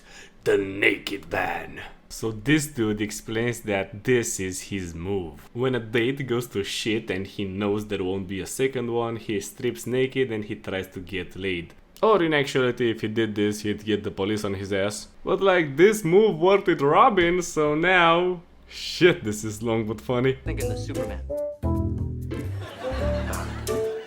What about Captain Morgan? How about the oops, I didn't see you there? The Thinker. What about the Heisman? Mr. Clean. The Burt Reynolds. The dude did say that it only works 2 out of 3 times, so everyone eventually tries it. Barney with this chick, Ted with the coworker who he's not really into, and Lily with Marshall. So naturally, Barney is the one who fails. Robin spends the entire episode trying to pretend she is actually into this guy, but he explains that she shouldn't feel bad and slut shame herself. He's actually a based king. One of the funniest and most iconic episodes, really. Legendary tier. Episode 10, this bouncer gets green screened into previous episodes as if he's always been there, and then the whole episode is about this dude saying Ted and Barney had his back in a fight, so they enjoy the gratification. Marshall does not like this one bit, so when the guys who got beat up by the bouncer seek their lawyers on Ted and Barney, Marshall, knowing it's nothing too major, trolls them into admitting they didn't do shit. After being made fun of over Stella, Ted throws a punch at the bouncer, though only for Marshall to knock him out. Filler in sitcoms are a terrible thing. This whole episode is like, fighting's bad, okay? Also, Robin is really freaking horny this episode. B tier. Episode 11, Ted's sister is in town and he treats her like an immature screw-up, so she and Barney troll him. Good. Marshall takes Robin to a Minnesota-themed bar where she dickishly steals all of his stories and friends, only to have him yell at her. Since these hillbillies are racist against Canadians, she gets kicked out. Marshall then takes her to a Canada-themed bar, and then more casual racism happens. Barney's jingles rocket this into B tier. Pulling down her pants, yanking off my own. Underneath the mistletoe, I'll make your sister moan. Oh, Heather's hot, we'll go all the way. I wish I could see her naked, I wish I could see her naked, I wish I could see her naked and down on all fours. Ted has a little sister, gets hotter every day, and if I ever meet her with her boobies, I will play everybody sister, sister, sister. Wanna know the real funny part though? Future Ted always calls these people Uncle Marshall, Uncle Barney, and Robin. But when it comes to his actual sister, it's just his sister. She must have been one lousy aunt. Episode 12, Robin is a terrible roommate, but instead of arguing, they start having sex. Of course they do a friends with benefits episode. Barney is really not liking this, so he tries to fix all the shit in the apartment to get them to stop fucking, revealing that he still has lingering feelings for Robin. Cute. B-plot. B-plot. What was that about? Oh yeah, Marshall can't poop at work, and they use their celebrity budget on shit like this. Remember what Shakespeare wrote. Virtue is bold, and goodness, never fearful. You're right. Super hot lady who my wife keeps telling me why you're famous, but I keep forgetting. I just roll with it. I think we deserve someone that can coach Courtney's every move. He learns to poop at work. I would be inclined to give this a B again, but Barney's struggle is more interesting than most of the crap in this season. A tier. Episode 13. Ted and Barney try to hook up with these two ladies while Lily is coming back from somewhere, I guess, so Marshall debates if he should wait for her at the airport since he started to think that cute traditions like theirs are a bit immature. A blizzard comes around, so Ted and Barney are left at the bar to tend to the girls' band while Robin takes Marshall to the airport. He then thinks that he missed Lily, but there has been a delay, so the next day with the help of the band, he waits for her with an orchestra. That's sweet. Plus Barney gets bingo. B tier. Episode 14. Robin needs a new job and she thinks that she isn't good enough for this big channel thing, but Barney helps her out with his awesome CV making skills. He edits better than I do. Before taking a shitty job, Barney gets her a new one as a morning show anchor. So like, that was sweet. The rest of the gang have a very weird subplot of adding irrelevant shit from their past in their CVs, but nothing too interesting happens besides that super ultra secret alter ego meant to burn the bourgeoisie and turn down the system, Dr. X. It's actually super lame, but I find it funny. A tier. Episode 15. The gang thinks that Barney is acting weird and follow him to his mom's place where they meet his wife and son. This is gonna be good. So Loretta here was sick once, so Barney hired a woman and eventually a kid to act as his family so that his mom, who raised him by herself, thinks that his life is nice. Ted hooks up with Barney's fake wife due to their mutual love of acting, and Robin... Okay, this is the second time Robin has a little kid romance subplot. Whose fetish was this? Whoa, whoa, whoa! Marshall is kinda angry Lily doesn't get along with his mom, but that shit gets solved-ish, not really. Anyway, the whole scheme gets revealed and Loretta is more than happy since she hated his wife and son. She also urges him that if he ever meets his special someone that he should go for it, once again hinting at Robin. Fun episode all around, corny acting Ted is just too good to pass up. A tier. Episode 16, Ted's douchey, bitchy, constantly cheating ex-girlfriend Karen shows up, played by Donna from That 70s Show, and the gang talks about past shitty relationships. Eventually, Ted discovers that this time he was the one that she was cheating with, and this will never be unfunny to me. Sorry, bro. So I'm assuming that you mean we will, in fact, see each other again? Sorry, bro. Based. So he makes a good speech about how shallow and wrong she is, but by the end they start dating again. If she turned out to be the mom, do you think she'd allow Ted to see the kids? Anyway, GG, pretty funny, bruh. A tier. Episode 17, Karen gets jealous over Robin's stuff, so Ted crashed the pajama party the gang planned to watch Robin's show, which they never actually do, and it's shown in the background to be freaking wild. But it's revealed that for years Lily has been purposefully manipulated and broken up Ted with several women just because she couldn't picture them as being worthy of sitting with them on the porch as old geezers. It gets even worse though. Ted then makes a shitty pact with Robin to be his backup wife in case they're both single when older. Oh my god, this episode is horrible. Just when I thought Lily couldn't get any worse. Barney's pajama shit is funny though. Straight into the Y tier. Episode 18, Ted finds out that the bank has scrapped the building idea and Marshall and Barney just couldn't tell him, so they hired actors to help with their scheme to keep working with Ted. That's both horrible and sweet, but also funny. No puedo. Me voy a casar con el señor Barney. Ay, ¿qué importa? La vida es una. Mi amor. Marshall's skit about bad fish pun starts here, I guess. I really like the Hispanic lunch lady though. The B plot is about the gang trying to figure out what sort of kinky shit Robin did to a celebrity, but it turns out it was just a Canadian thing. Speaking of B, this episode is that. Episode 19, Ted has a list of shit he's too old to do anymore and Barney tries doing every single one in an attempt to be cool.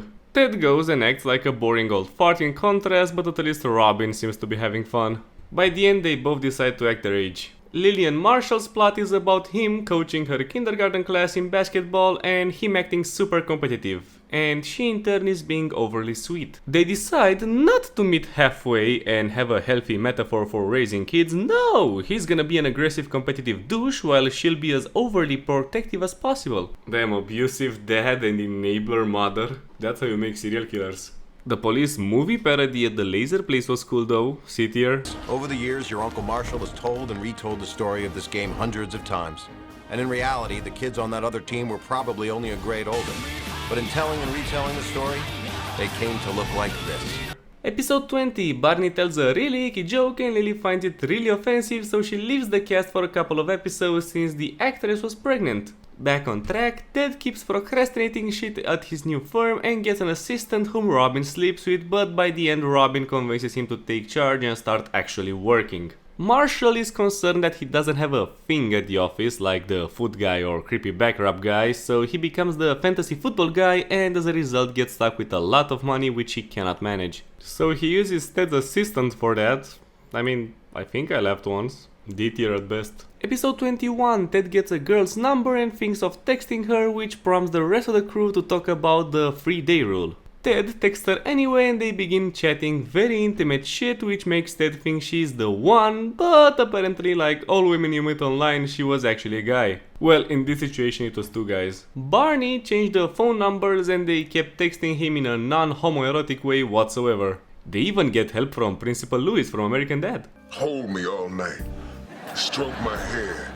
Tell me I'm a woman and show me you a man. You were set. Hooch, blow, girls. Not women, girls. Little bitty things.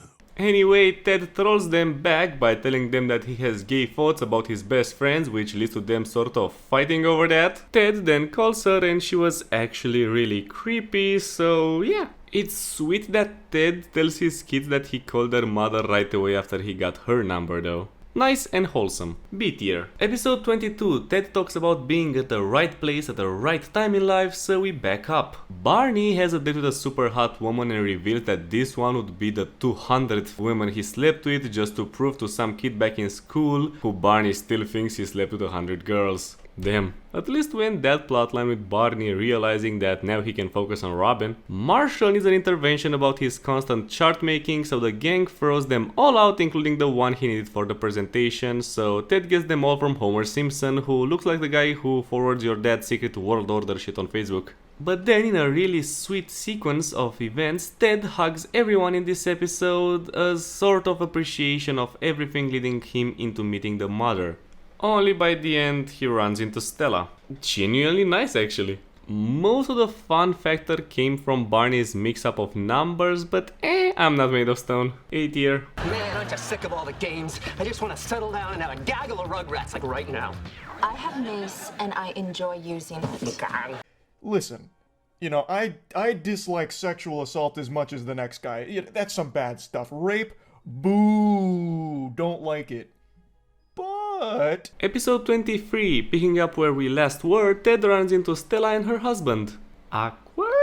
So he goes back to the gang only to have Tony knock on his door feeling sad that he stole Ted's wife. Okay dude. So, the karate instructor who lived in a shitty apartment building is actually kinda rich and tries to find Ted a job offer, which they all suck, so Ted finally bursts and tells him that he doesn't care about Stella. Soon enough, Stella shows up and apparently Tony left her after Ted's speech, so she begs him to talk to him. Now we have to slide into the B-plot of Marshall and Robin getting out of speeding tickets while Barney can't do that, and as a result of his porn plot attempts he gets arrested. Stella and Ted go pick him up from jail and they finally get some closure. She gets back together with Tony, who will become a screenwriter, and tells Ted that she knows his special someone is out there. Lily also shows up. It was boring, except for the Barney stuff. C tier. Episode 24, lots of stuff is happening in this one. Ted has a problem with his job, Barney has to deal with his feelings for Robin, and Marshall wants to be an environmental lawyer and apparently has been trying to jump over the neighbor's balcony for years. Odie, get away from the ledge. You don't know what I've gone through. So Ted got an offer by Tony to teach architecture, but he doesn't want to take it. Also, because of Lily, during a party, Ted gets assaulted by a goat. Those damn Toriel momdom fantasies. Random, I know. Anyway, Barney confesses, and so him and Robin kinda have to talk, but they don't want to get all sentimental. In a sweet moment for the show, the whole cast jumps over the ledge and take a leap of faith to make them focus on the future, and as Ted puts it, that was the year I got left at the altar. It was the year I got knocked out by a crazy bartender. The year I got fired. And damn it if it wasn't the best year of my life. Do a flip! yeah, pretty dang good. Certainly the best and funniest season finale so far. Legendary tier.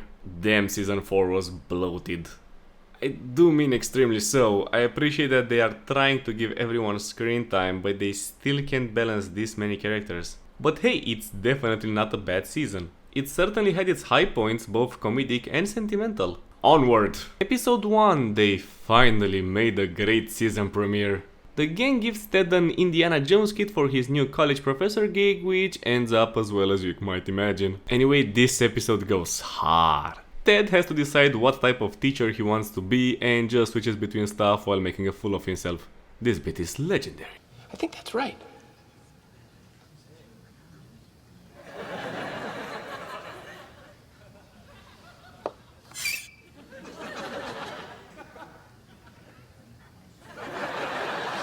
You're my friend now. Anyway, we find out that the mother was in this class, but Ted got into the eco course, not the architecture course, so that's a whole thing. Funny twist, not gonna lie. Barney and Robin are now sort of a couple, but not really. So Robin goes on a date with best boy Brad, only for Barney to get jealous, but Brad is totally cool with it. Beast King. Legendary tier alone for that professor skit. Episode 2, Ted goes on a blind date with a girl he went on another date a couple of years back and they eventually realize that. So they try to figure out what shitty stuff they do to put people off at dates. Actually smart. They eventually learn that they shouldn't change themselves for their date. Again, smart. But you're a cat lady, so yeah, good luck, honey. Marshall can have sexual fantasies about other women without going through death scenarios with Lily, so Barney takes him to a strip club thinking that Robin would totally be cool with it. She's not. We also meet stripper Lily here, so that's fun.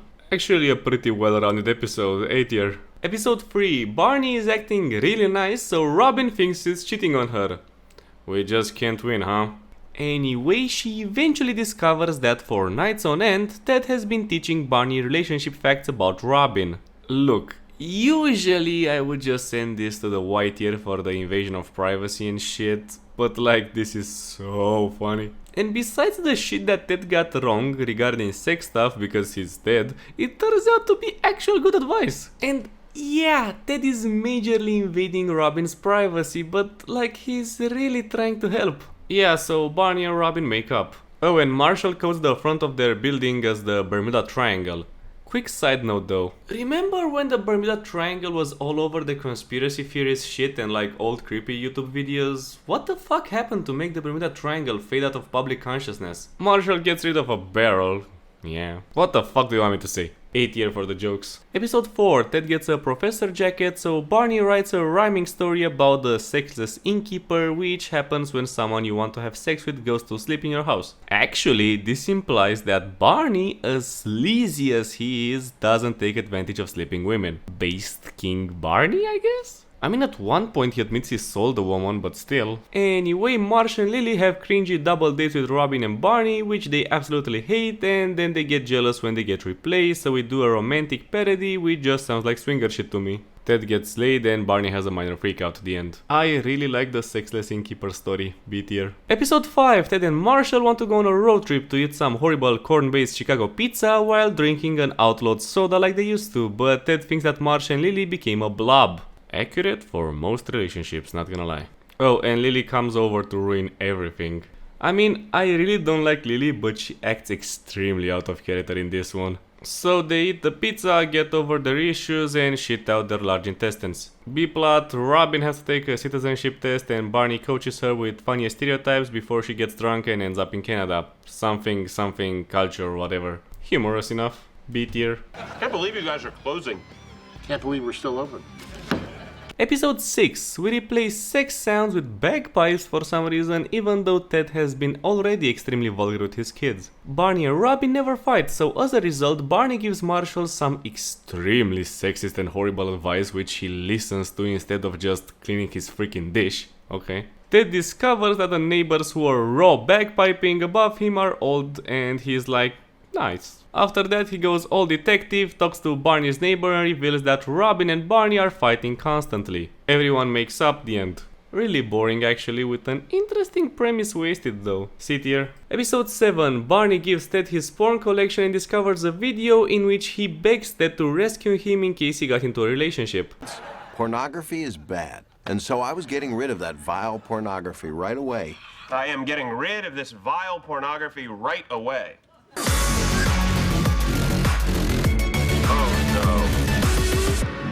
For the rest of the episode, Barney gets progressively fatter while Robin gets bitchier to show that their relationship doesn't work, so the gang tries breaking them up with random shit. Including with the mistake proposal which ended her relationship with Ted. That's funny. They break up without them after realizing how they're ruining each other.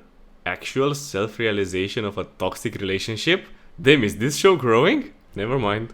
Barney is on a spree. B tier. Episode 8. Robin wants to focus on her career, which her friends laugh off as someone who will get married would say. But by the end a new co-anchor shows up, not much to commentate here. Barney has a series of skits with his second most iconic published work, The Playbook, which is like a series of schemes to pick up women. They are funny though. And his last one is so annoyingly weird to his friends that they eventually fall into his trap and throw a woman into his arms. Actual good humor in this one thanks to Barney's numerous endeavors, plus the playbook almost rivals the bro code in trademarks of the show. A tier. Episode 9, Thanksgiving again, woo! Lily's neglectful dad shows up and wants to make amends. Dude likes making board games and was barely present for her childhood, but after some shit they get along. The B-plot is about Ted and Robin fighting over who gets to slap Barney after Marshall donates one of his slaps to one of them, which Barney milks in a oh so devilish way. This is the best Thanksgiving ever!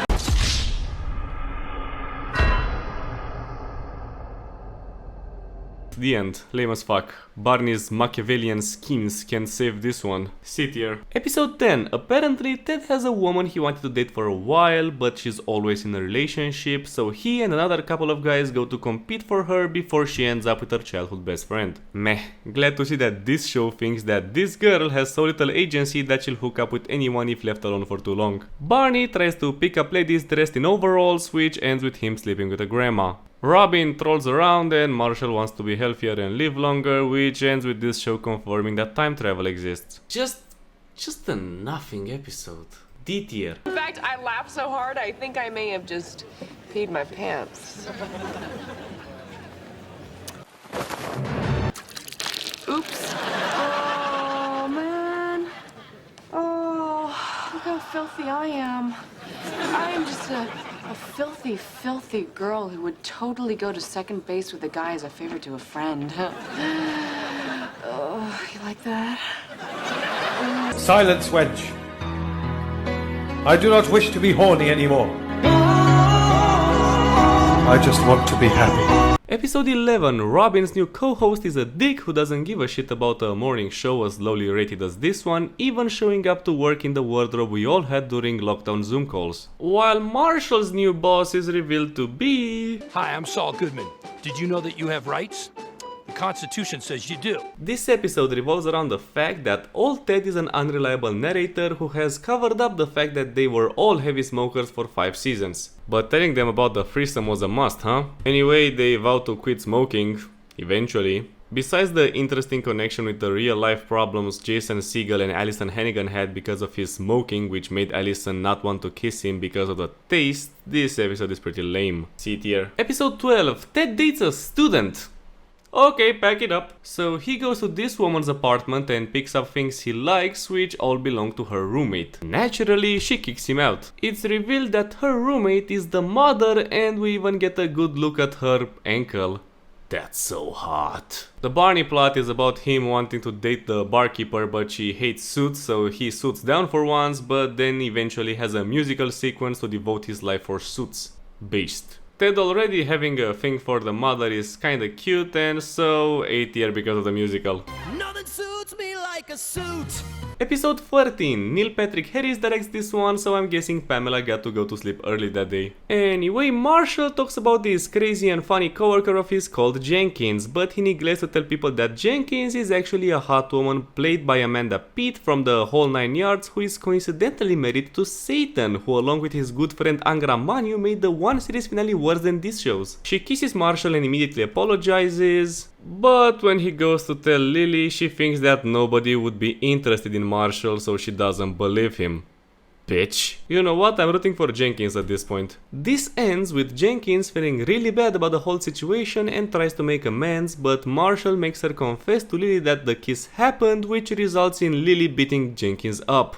Do people like Lily? Just asking.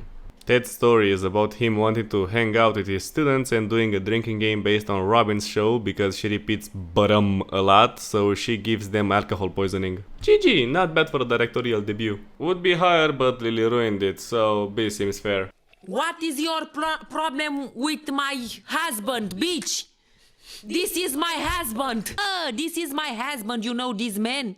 Adam Sheva, this is my husband, you know. Episode 14. Barney has an interview with a famous American sports anchor about his perfect week, which involves him sleeping with a different girl every night for a whole week. Apparently, Barney thinks he's gonna lose his job, which is yet to be determined to the audience or the rest of the characters, so he really needs a win. With his friends' help, he eventually pulls off the perfect week and doesn't even lose his job. Ted has a really racist chain of jokes about this one girl. What kind of a fake name is Cook Poo? Here. Seymour Butts. Huge erection. Those were fake names, but Cook Poo? Cook Poo! She's back here, bro. Am I the villain? I laughed. I'm sorry. 8 tier for the perfect week. Episode 15. Barney appears on TV and gives his phone info, which somehow leads to an endless supply of women calling him to fuck. Like, this must be the most unrealistic shit in this show. Not only are all these women attractive, they are fine with calling a desperate loser they saw on TV. Yeah, okay. Funny episode, I guess. I'd hate to see Barney in the Tinder age. I realize that you're very busy, so just get straight to the point. Okay.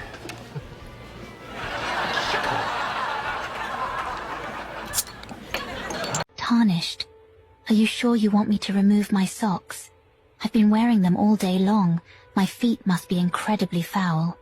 Oh, you actually prefer them when they are stinky? Robin by the end gets her co-host to wear pants, so now apparently he is dating material. Even though he tried a naked man on her this episode. B tier because the Barney stuff outweighs the writers trying to hook Robin up with Dawn. Episode 16, Ted invites this girl over who is not in a relationship with him, but she keeps him around, so the gang tells stories of people they keep around as backup or they were backups for. Fully grown Jason Segel playing a teenager next to an actual teenage girl will always be creepy. Eventually they all leave people off the hook and Ted breaks things off with the woman of the week. You know what? How many women did this guy have? Around 40? Based. Yeah, so Barney has a sexist sketch about female-centric professions which end because an overweight woman is a pharmaceutical salesperson.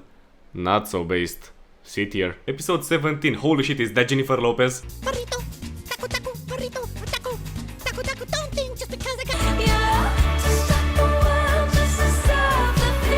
So this episode has a narrative frame of Barney explaining to a police officer about why he had to be rescued from a river. So Barney starts seeing Jennifer Lopez, who seems perfect, but she is a total tease and says no to sex every date. Robin doesn't want to date Dawn, but Marshall just about forces her to do that. Lily must be rubbing off on him. So Jennifer Lopez is actually the writer of a female empowerment book about saying no, which makes Barney read through it and do everything in there to sleep with Jennifer Lopez. Dude, from what I've heard, the process is very simple. You just have to date her, do drugs and alcohol, marry someone else, do some great movies, then some shitty ones, then do some great stuff again, be Batman, do even more drugs, break up with your wife, do shit movies again, and she's all yours. Easy. Thanks to random Ted musical number, Barney plans the most romantic date ever, only to have Lily explain to him how much of a dick he has been. So Robin is the one who got Jenny from the block on Barney's case after she demonstrated her ability to entice men with the power of no. Maybe she's just Jennifer Lopez, guys, come on. Because Robin has been suffering throughout the previous episodes after the breakup with Barney while he had fun. Why is this his fault? Fuck off, show. He gives that amazing date to Robin and Dawn and he ends up in the river because now Jennifer Lopez is being said no to, so that gets her really desperate and horny, which leads to her whispering in his ear sexy stuff, and to maintain his body heat he jumps in the river. This episode sure had things going on. Most of which demeaning to women. I really want to give this episode a good grade, but I really don't like how they handle the supposed feminist shit or the Robin Barney shtick. C tier. Episode 18. Lily is a spoiled birthday bitch who thinks everything should go her way on her birthday. Guess every day is her birthday by the way she acts. Ted brings a random girl over and Lily complains that he ruins big moments in her life because he has random dates in important pictures. Bitch. The B plot is about Barney's uncanny ability to not look bad in photos. D tier at best. Skip. Oh, Ted, here's another fun little trivia game. It's called Name That Bitch. Well, of course I know him. He's me. Episode 19. Marshall gets mugged, so he says that he got robbed by a monkey, so that really doesn't get a gun. The one good thing about this episode is that the whole situation ends up like this. Lame. D tier. You can't just tack on a new ending because you're not satisfied with how a story wraps up.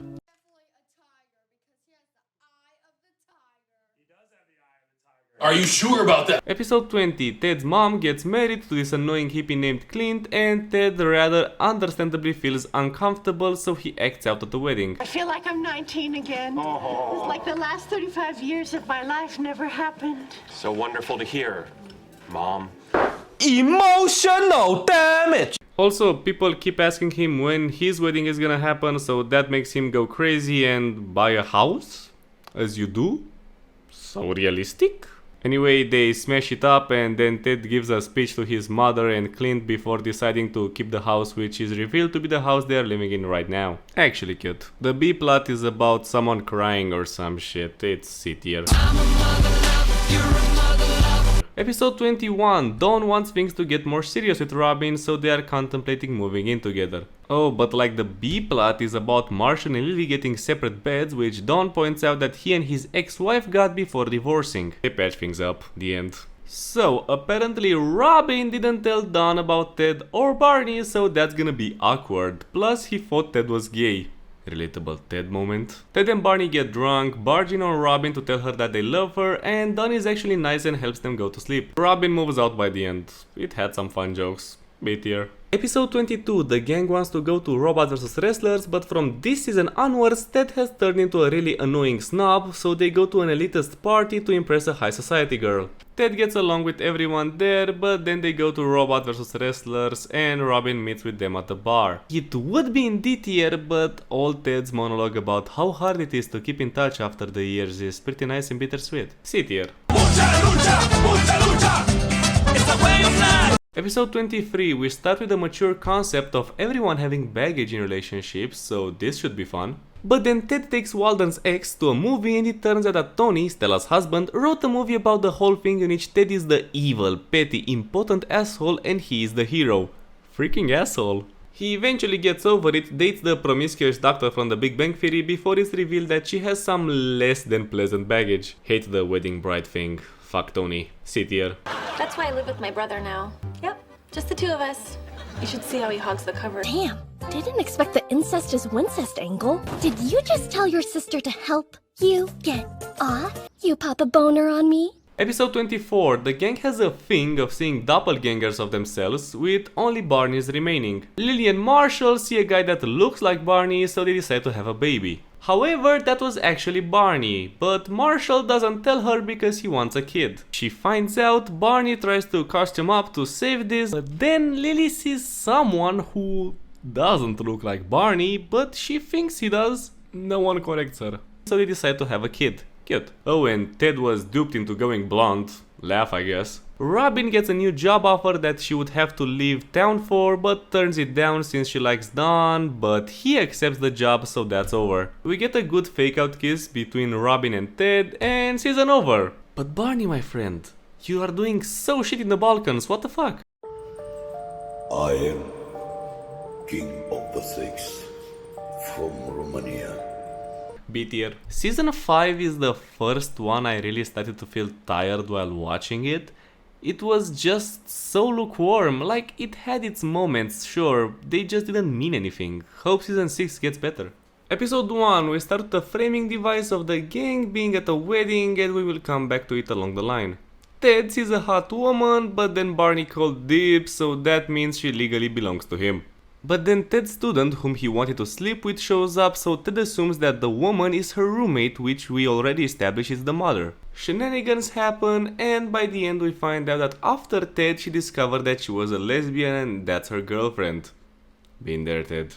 An actually sweet conclusion to this plot. Oh yeah, the B plot. So, Marshall and Lily want to have a baby. Marshall tells everyone while Lily doesn't want to tell people before it happens, obviously. Marshall's dad, played by Patrick Star, calls and makes inappropriate comments, but Marshall really loves his dad. By the end they all make things work. Gosh, as rather invigorating as the Ted plot has been, the Marshall and Lily thing is so pained by numbers. Robin becomes a Steins Gate fan for a bit after the breakup with Dawn, but hot lady hot. A tier just for the Ted stuff and because I like listening to Patrick Star talk sex stuff. Episode 2, Barney's mom is selling the house, so they go help her out. The gang then hears stories in which Barney recalls shitty stuff in his past for which his mother always lied about to make him happy. Eventually they stumble upon a letter Loretta meant to send towards one of their dads. Barney doesn't want to know, but James does, so they go and meet Broadway star Ben Vereen, so we know whose dad he is. This explains why I was always so awesome at basketball. Guys, I'm black! Wait, does Barney think he has the N-word pass? They sing and then Barney has a heartwarming conversation in which he refuses his mother's offer to tell him about his own dad since he doesn't need it. Pretty damn sweet.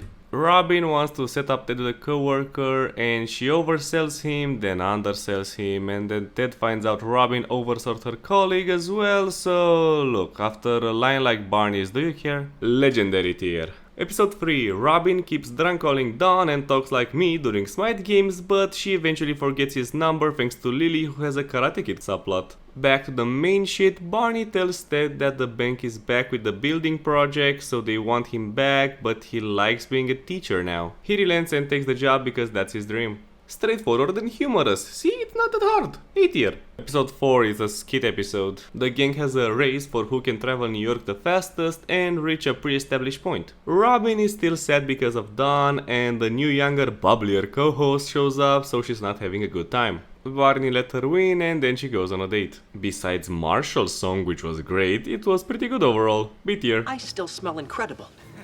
Smell it.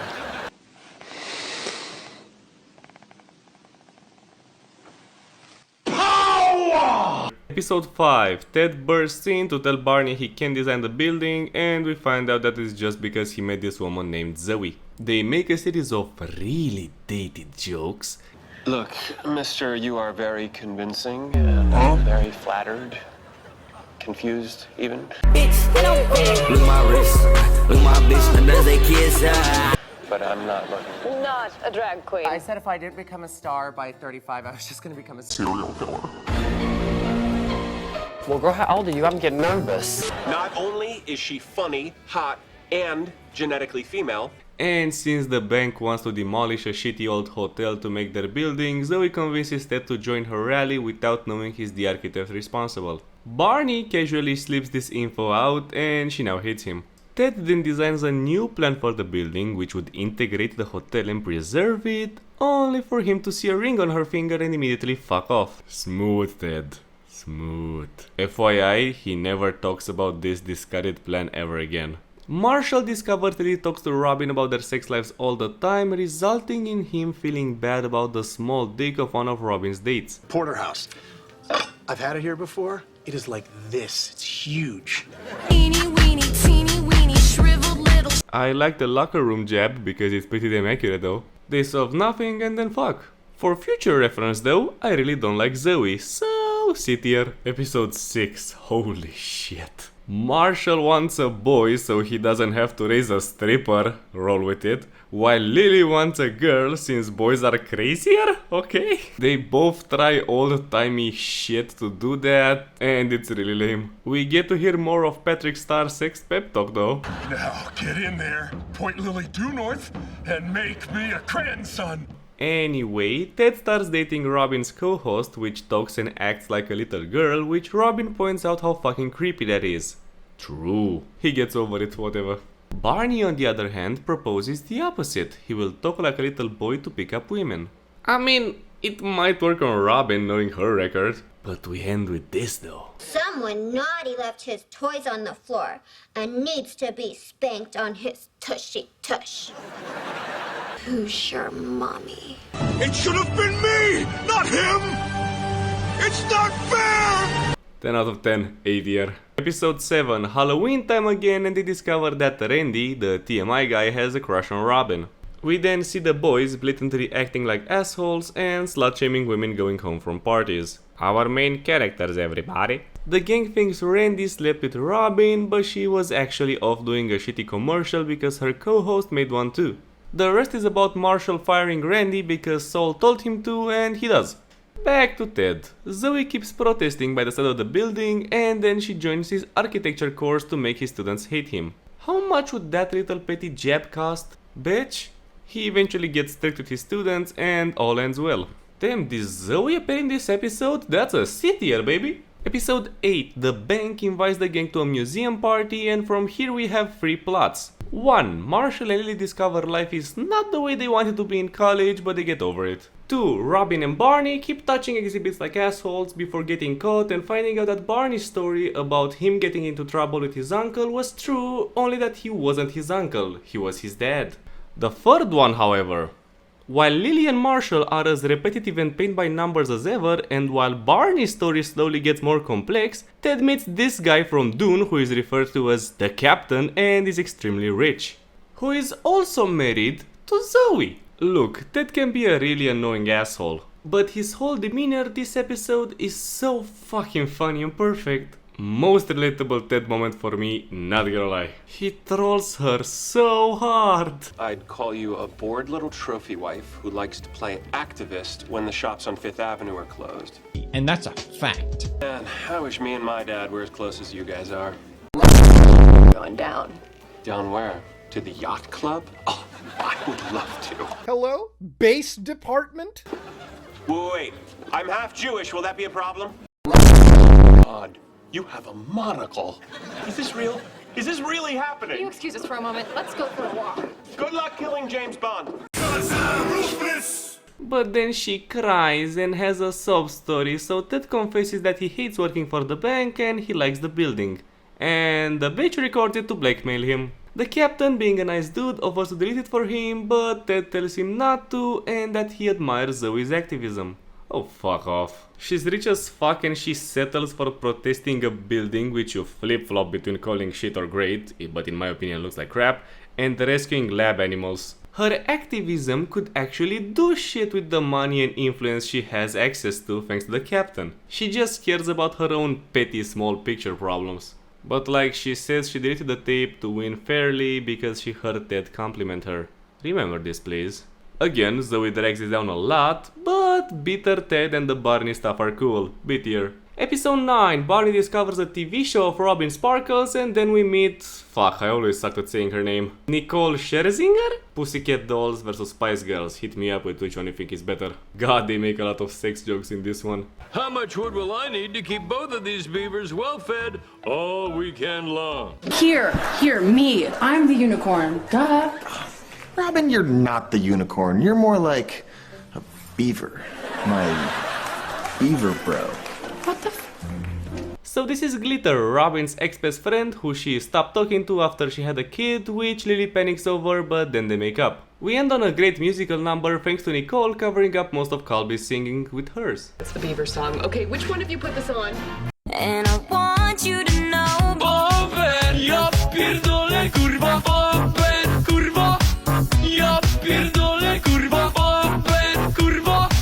Ja pierdolę, kurwa, open, kurwa. The end. Alright, B-plot. Ted's annoying friend Punchy is back. Ted thinks he's sad, but Punchy actually thinks that Ted is sad, so the problems get solved by themselves. Punchy gets married, Ted gets to be his best man.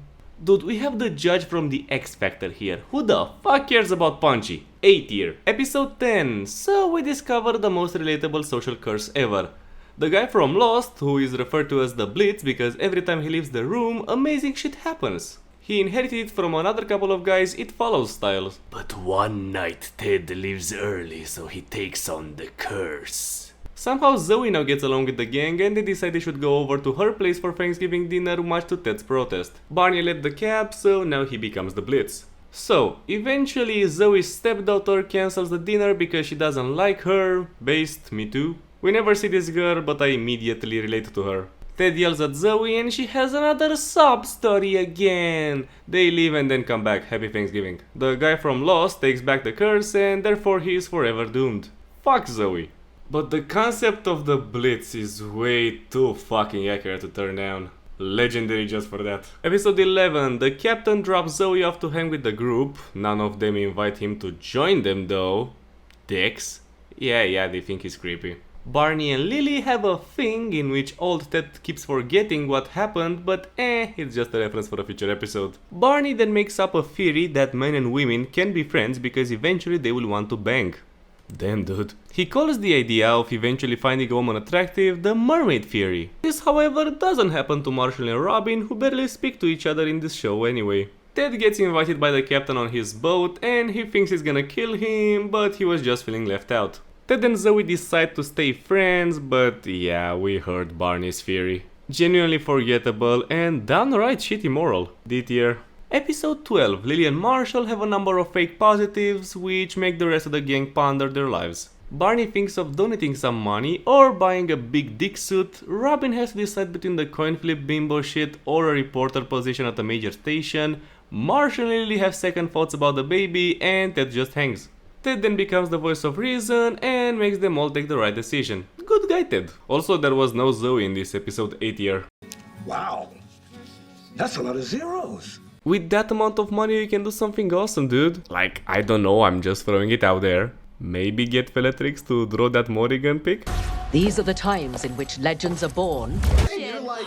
What a forward young man you are! My goodness! Episode 14. This episode famously has a running theme of a countdown which will lead to something.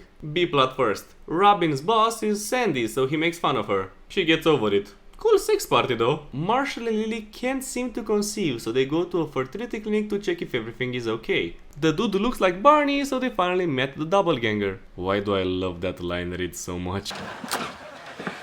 Leave the model of the vagina. Anyway, Marshall's parents show up when he has to jerk off, but they are supportive and everything is fine. But then the countdown hits 0 and we hear... Marshall, something's happened. Your father, he had a heart attack. He didn't make it. I'm not ready for this. Yeah, shit got real again. The countdown framework sure made it suspenseful. Easiest legendary so far. Episode 14, Funeral Time. It's just Marshall trying to find some meaningful last words his dad said to him because Mr. Starr kept on making jokes. Eventually he discovers a pocket dial call from him in which he says that he loves him and that he should watch Crocodile Dundee too. The first one is more than enough, trust me. It's actually nice and sweet with everyone consoling people, even Lily getting along with Marshall's mom. But by the end the gang calls their parents and Barney asks about his dad. Emotional and sweet with a nice resolution at the end. Perfect. Not as amazing as the last one, but still a solid 8 tier. Episode 15. Marshall is staying over at his mom's for a while, so the framing device is him getting calls. Oh shit, is that Katy Perry before she went crazy? Nice. If I come downstairs and the kitchen is clean and you've done it all and you've done all the dishes and you've closed all the pantry doors, you better be ready to get your dick socked. I mean, like, literally, that is my love language. I don't need a red Ferrari. I can buy a red Ferrari. Just do the fucking dishes. I will suck your dick. It's not easy. Sorry. So, Ted is worried he likes Zoe, Zoe is worried she likes Ted, they hook up, lame. Barney wants to hook up with Katy Perry, who's extremely naive, but by the end he cries into her arms because of his daddy issues and she consoles him. Who's your daddy? I don't know.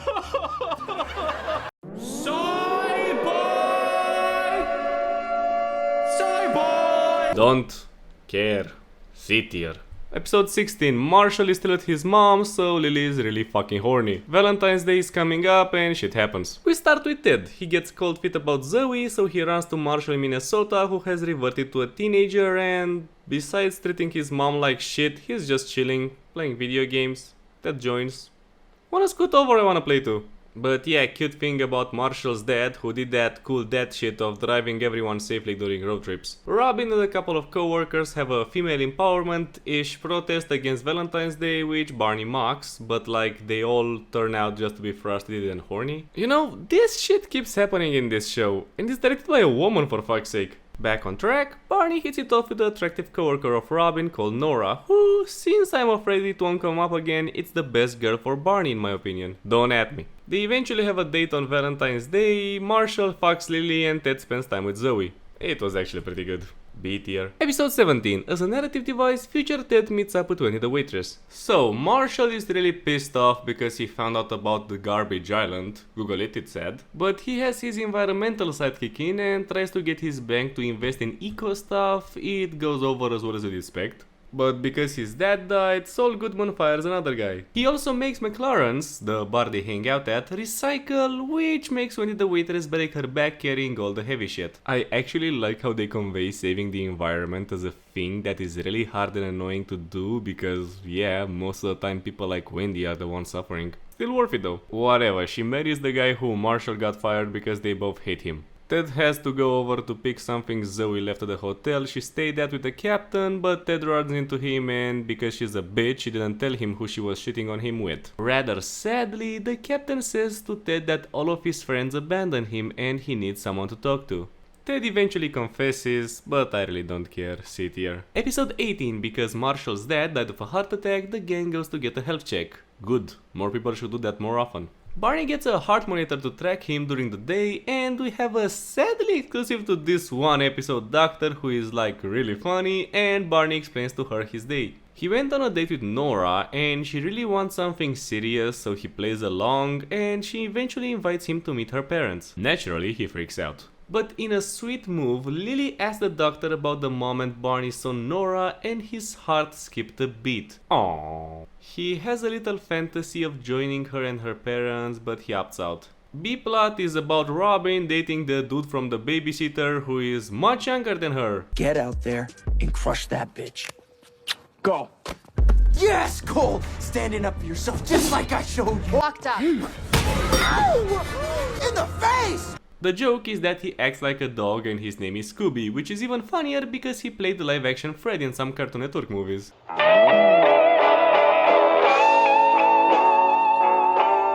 Jankies. And this is the second time Robin is dating a dog boy. These are some perverted writers. Like to be my little doggy? I'll be your little doggy. Last time I checked. 8 year because of the Barney stuff. Episode 19, Ted brought everyone to his home, which he's renovating, but we'll come back to that later. The guy from Third Rock from the Sun shows up and reveals to be Barney's dad. The gang is immediately suspicious, but Barney tells them how cool his dad is and how much alike they are at picking up women, drinks, only for all of that to be a lie because he was embarrassed about how lame his dad was. Jerry here is genuinely trying and even invited Barney to have dinner with his wife and son, so that's the reason Ted brought them to his house, because Jerry lives close by. Barney then goes over to the best villain from Dexter's house and acts out with his wife and son. Only to then have a rather deep conversation by this show standards. You're just some lame suburban dad. Why does that make you so mad? Because if you were gonna be some lame suburban dad, why couldn't you have been that for me? Who are those people sitting next to you? Who, these two? Yeah.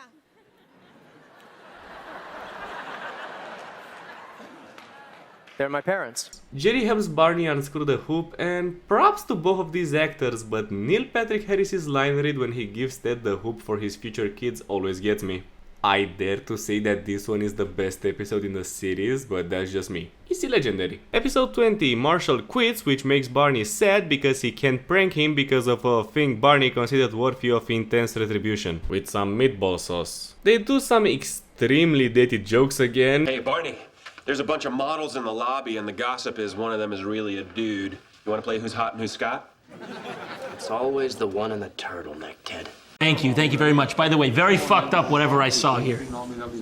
And then Zoe tries to convince Ted to quit too. Marshall hosts a party for some environmental lawyers and Lily wants to leave again, but Ted convinces her not to, so they go back. Ted argues with Zoe for sabotaging his career, but then they make out. And by the end we skip a couple of years for what a lesser mind would consider a payoff. D tier, and I'm being generous. Episode 21, Jerry wants to hang out with Barney, but he just remembers the last time he saw him as a kid while Jerry was still a party animal and left him with the words, "Never stop partying."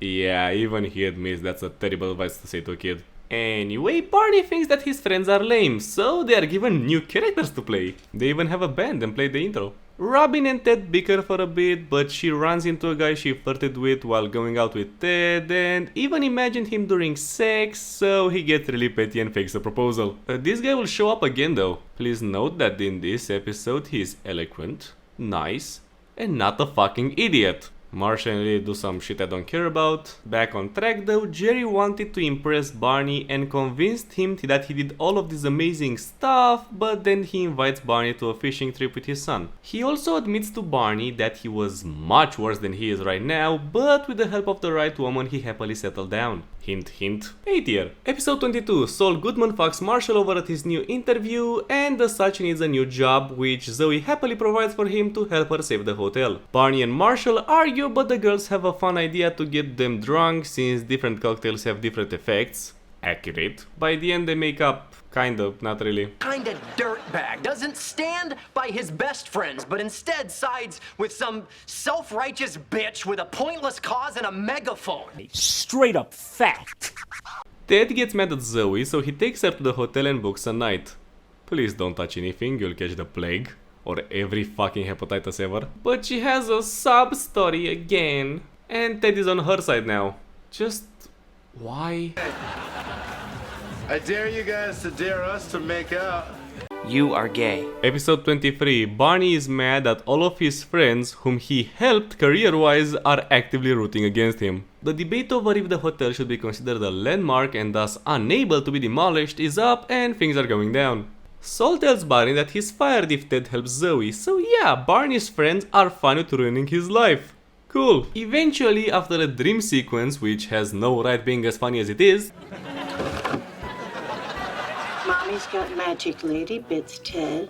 And I've decided that I want to die. Ted stops thinking with his penis and gets back on the side of actually being an architect. Zoe, however, kept the recording from the museum episode and Ted now has to argue against it. With the help of Sol, they cut the stone lion head from the hotel and because of that vandalism, it's not eligible to be a landmark and Ted wins. Good. Fuck Zoe. We never see the lion head above Barney's bedroom again, so I'll just assume it fell on one of his one-night stands. 8th year. Episode 24. Barney and Ted argue over which one of them should press the button to blow up the building. I mean, that's really cool, I get it. Guys, I dated you both, and neither of you is good at pressing or even finding the button. This is like your move. This is how you get pussy! Lily ate from a shitty diner and now he's puking like crazy. Marshall ate some too and has to go for an interview knowing he's gonna blow on both ends. It's all fine by the end and it turns out that Lily was throwing up because she is pregnant. Ted wants to get back together with Zoe, but luckily for him and also me, Robin and Barney save his ass from making that decision. Old Ted makes a joke. Hi. And kids? That's how I met your mother. Psych. It was just some chick. Barney talks with Robin about their relationship, but then runs into Nora and we end the season with the reveal that the wedding they're attending is Barney's. Actually good. And I like the fake out of trying to shove Zoe down our throats again. The Barney reveal though, I'm sure it made people gasp back in 2011. That sure was the big event of 2011. No TV show was that surprising in 2011. 8th year. So season 6 is probably the best season, like it had some of the best episodes out there. Sure it dragged and Zoe was written in a way not even her actress could save, but it was a fun character arc for just about everyone. Like literally everyone had significant character development here. Let's see if they can keep it up. Season 7. FYI, I got kinda sick, so if my voice sounds weird, that's why. Episode 1. Ted gave an embarrassing speech once, which got uploaded to YouTube. But like, this shit came out in 2011. Writers had no fucking idea how the internet worked. I mean, except for the remix songs, that shit was pretty accurate for the time. Charlie Sheen remix for the win. Oh yeah, plot. They go to Punch's wedding and everyone makes fun of Ted while he's debating whether or not to show off the magazine in which his dick gets sucked for being one of the youngest architects to add to the New York skyline. But like, thanks to Robin who talks about timing and Marshall who backs him up, he gets over it. Barney wants to get back together with Nora, but now Robin is kinda really not jealous, okay. Cool dance sequence though. Oh, and because Lily doesn't want to reveal her pregnancy, they inadvertently ruin Punch's wedding by revealing that his wife is pregnant. Oh, and they really want to hammer home that timing thing. Sure hope it won't be relevant in the future, especially with the Barney's wedding backdrop. It was fine, just okay, kind of lackluster for a starter, but I'm getting used to it. Sit here. Next up, patient 0. And kids, that's how your Uncle Barney created the 2020 incident to fuck women. Episode 2, Ted First. He waited by a newspaper stand with a picture of himself on a magazine to pick up chicks, and now he weighs down which of them should he invite for a boring gala. Ed, left or right? Yes, great idea. Let the fates decide, huh? I will pick left. Gotta side with Ted here, the little song and dance about the bill is a big freaking factor. Jessica's a Rhodes Scholar. She's traveled all over the world, speaks 4 languages, is a concert pianist. And Claire reached for the check. So, I don't know. Look at me in the eyes. Good boy. Look at me in the eyes. Say thank you. Thank you. Good boy. With no bitches left, he takes Robin and by the end he runs into Victoria again. Think she had fun in Germany? Ja, das ist der Stromkasten, mit dem wir immer Probleme haben, wenn Sie sich den mal angucken könnten. Ja, gern, aber warum liegt hier überhaupt Stroh? Und warum hast du eine Maske auf? Dann blasen wir rein. Okay. Marshall is trying to get a job from Martin Short, who is a very welcomed and fun addition here, and he's working for like a famous environmental law firm. They naturally have to do a background check, and Marshall remembered a particular video. So he goes to have it taken down, only to get drunk again and promise to never drink again. But like me, you and your dad, that shit never lasts. We even get a flash forward to a future episode. By the end, Martin Short is actually amused by it and hires him. Barney's plot is about him trying to lie to Nora to explain all the assholery, but she calls bullshit and she asks him to tell her everything. And he does. Nora, now you are legally obligated to report him to the police or you are an accomplice. But like he swears not to leave the diner until she returns on the simple fact that she did not get up while he was explaining how he abused women. But yeah, she comes back and it's really sweet, and Nora is best girl, shut the fuck up. Oh. I once pulled the Soul Man. There was this beautiful girl who only dated black guys. Fine now! Right on. You know what? Actually pretty dang great. 8 tier. Episode 3. The gang goes to a hibachi place and Barney makes a bet to get to touch Lily's boobies if he can do what the cook does, only to be revealed that Barney planned this shit out for months and got trained as a professional chef just to take advantage of his pregnant friend. You know what? Based. Evil, but based. She flashes him and throws him off his game, so now he has to wear a ducky tie for the remainder of the season. Barney has seen a lot of boobs in his life. How amazing were Lily's tits to throw him off his game. On to the Ted plot, he talks about his chat with Victoria, how great they are together, how she cheated on him too because the writers don't want to make only Ted be the asshole, and then eventually she tells him that their relationship didn't work because of Robin. Old Ted agrees. The whole bed thing was pretty fun, and while Victoria's main thing about Robin is true, it still comes off as rather repetitive. B-tier. Episode 4.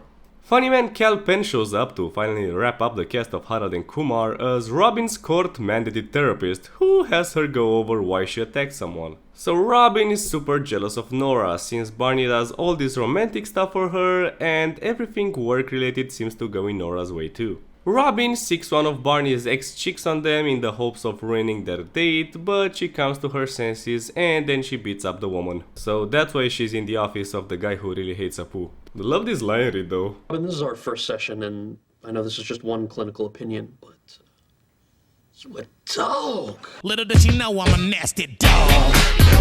The other plot is about Ted being way too involved in the pregnancy and yeah, Lily is the one who is in charge of this and yada yada, but her doctor is a piece of shit. Like a total neglectful, genuine piece of shit. Whatever. He eventually backs down because he remembered this is a Lily episode and that always makes things go her way. Bland. The only highlights are Barney's pickup personas and Kumar actually. C tier. Episode 5. Subplots first. Ted gets a field trip to inspire students to become architects, but it turns into a petty way for him and Barney to solve arguments through voting. How progressive. Ted gets through one kid though. Kinda. Not really. Barney thinks Nora is old because she doesn't like Ewoks, omitting the fact that maybe she has a brain, but then she's 29, so he's happy again. You're 29! You still have one good year left. What's nothing? Based. Marshall finds out that Martin Short's firm just takes small fines from polluting big companies because he thinks the planet is already beyond saving, but Marshall shows him a picture of his unborn kid and therefore he gets some hope and turns down the small deal to sue a large company. Bland all around. But let's put the gang's OG trilogy bias aside. Let's get to the icky part. Robin and Kevin have feelings for each other and eventually start dating. After she also goes all therapist on him for a second. This is incredibly messed up. And don't get me wrong, I love Kevin as part of the group, he is consistently funny. But every scene with them as a couple is a bit problematic. Yeah, just shove it in the white tier. Episode 6, Ted picks up a woman at the bar and then goes all boomer by how there is no mystery now because you can look people up. So Ice Cube's daughter from 22nd Jump Street agrees to not look him up either, and then he eventually looks her up because his friends are horrible and because he thinks stuff like this could happen. You don't buy beer, you rent it. Am I right? This is the men's room. I know. I'm a dude. What's your name? Vladimir.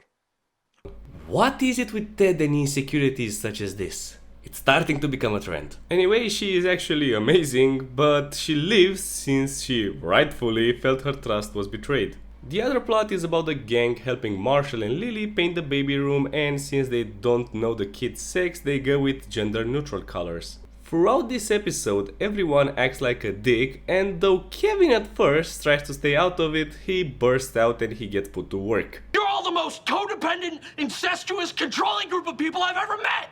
Let him cook! Let him cook now! They hated Jesus because he told the truth. And that's why it's weird to have a psychiatrist character in the show. It can work in formats like The Sopranos or maybe even Lucifer, but when the main cast is composed of unstable, horrible people if you know them in real life, having a therapist point this out really ruins the immersion. Still not as bad as the Rick and Morty shit though.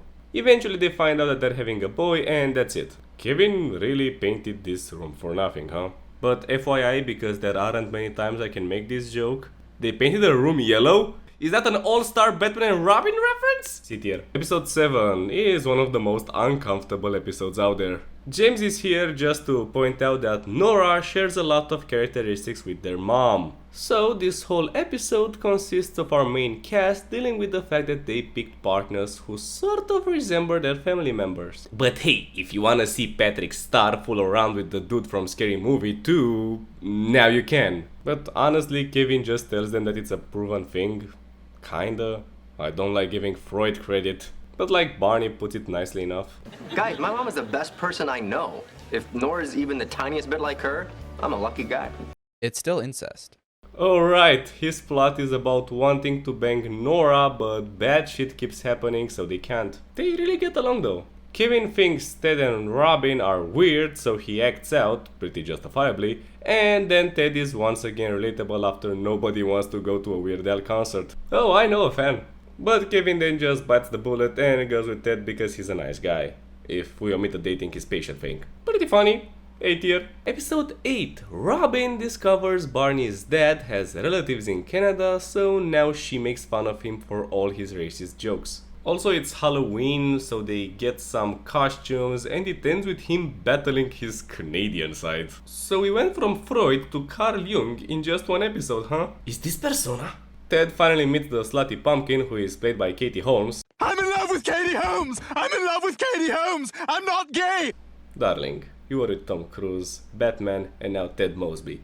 Get better tastes. Anyway, Ted thinks that things are shit, and then she confesses that she also thinks that they have zero chemistry, so they call it off. Smart and mature.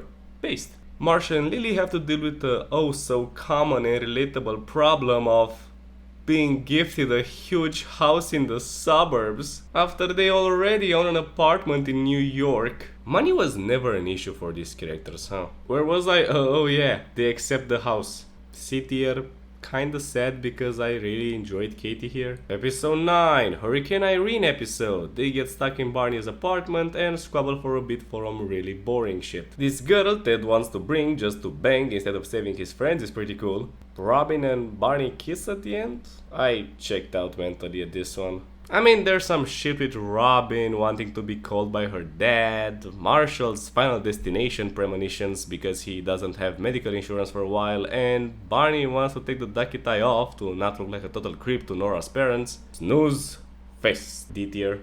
You could help a friend, but instead you're choosing the hot girl in the tight tank top. Your training is complete. I'm so proud of this kid. Yeah, understandable. Have a nice day.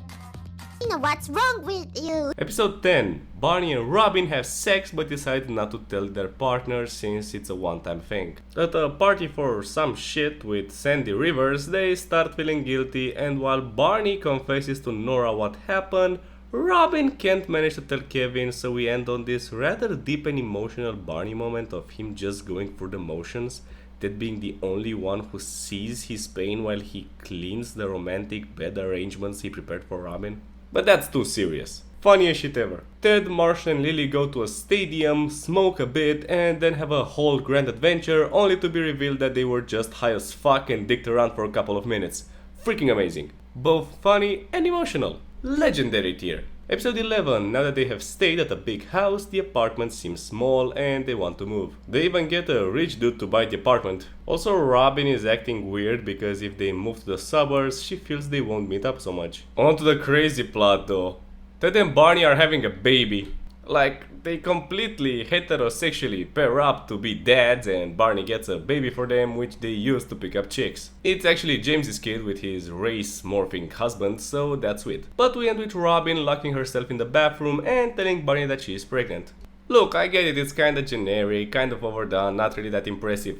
But if you do not think that these guys having half an episode of No Homo Bro isn't funny, I'm worried about you. Plus that Ernie Hudson cameo. 8 tier. You know what would kick ass? Being gay.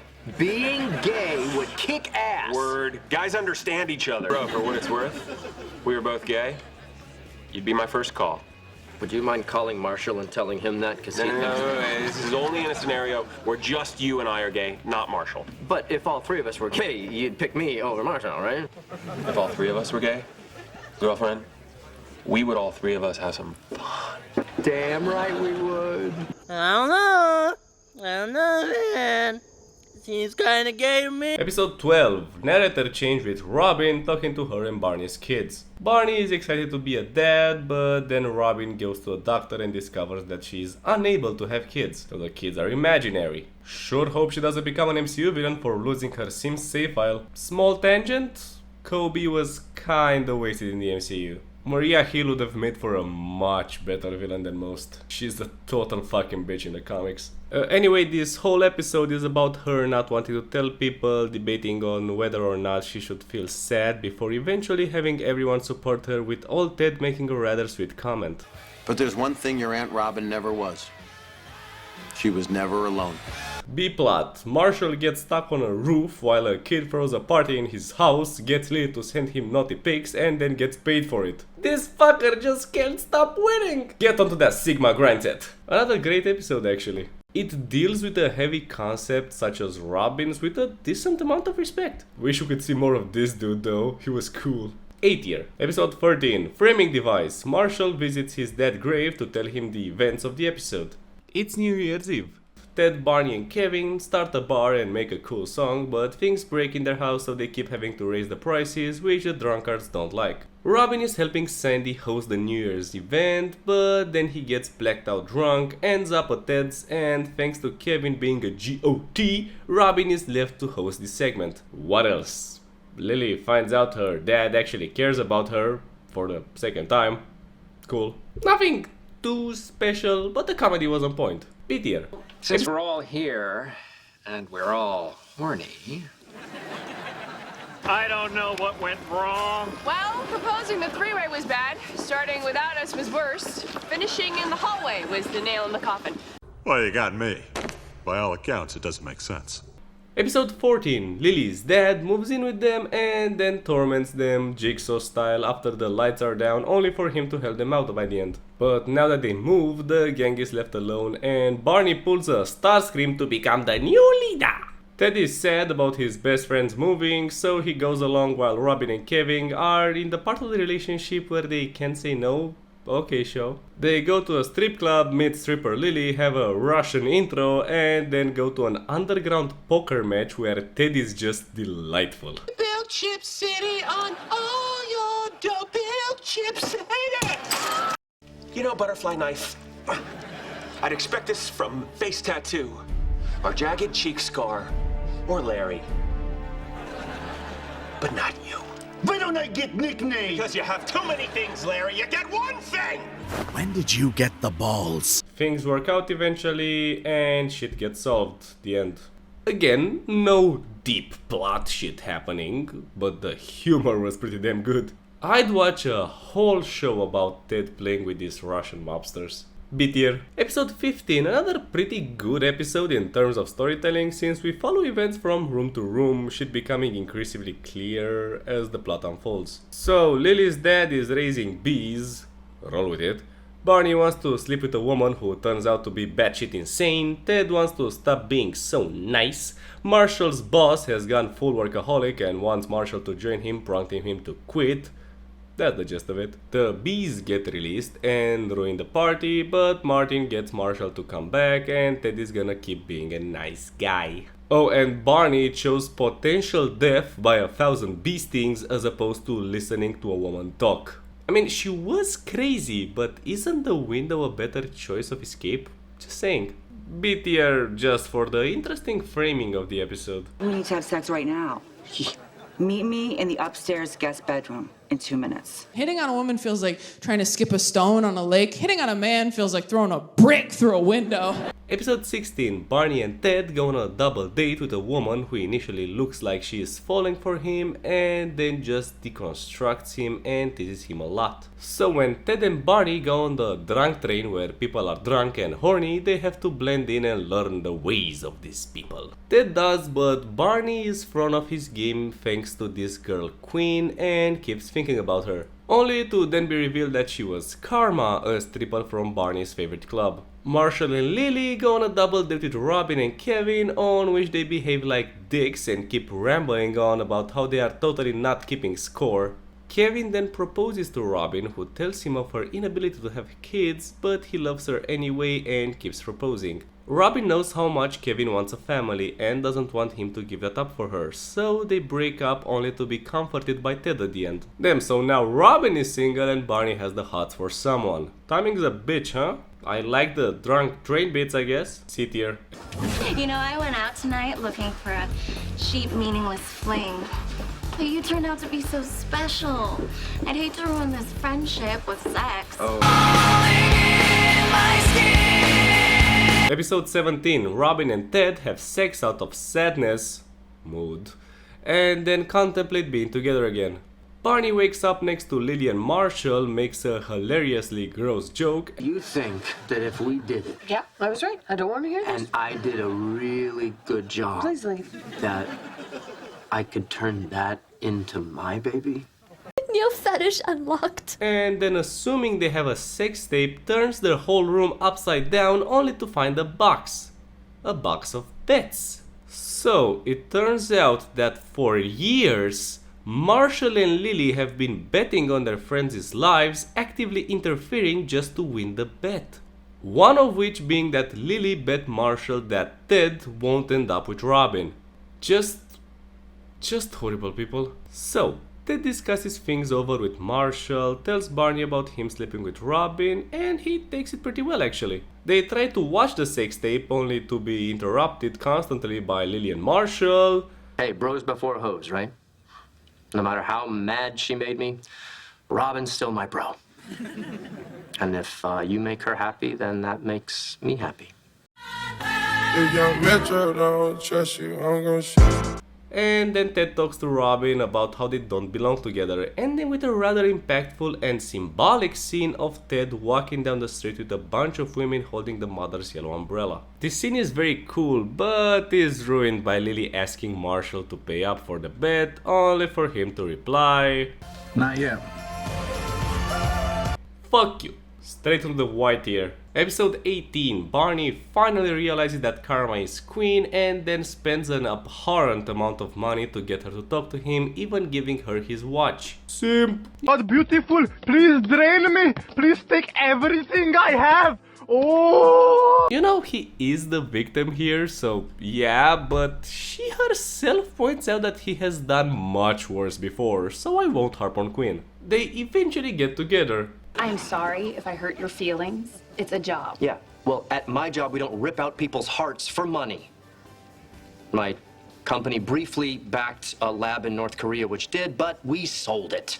That's against the law, and you're gonna have to go to jail. Robin stays over at Lily and Marshall's place, who fully embraced the suburbs life and became old boring farts who trap Robin in their house horror movie style.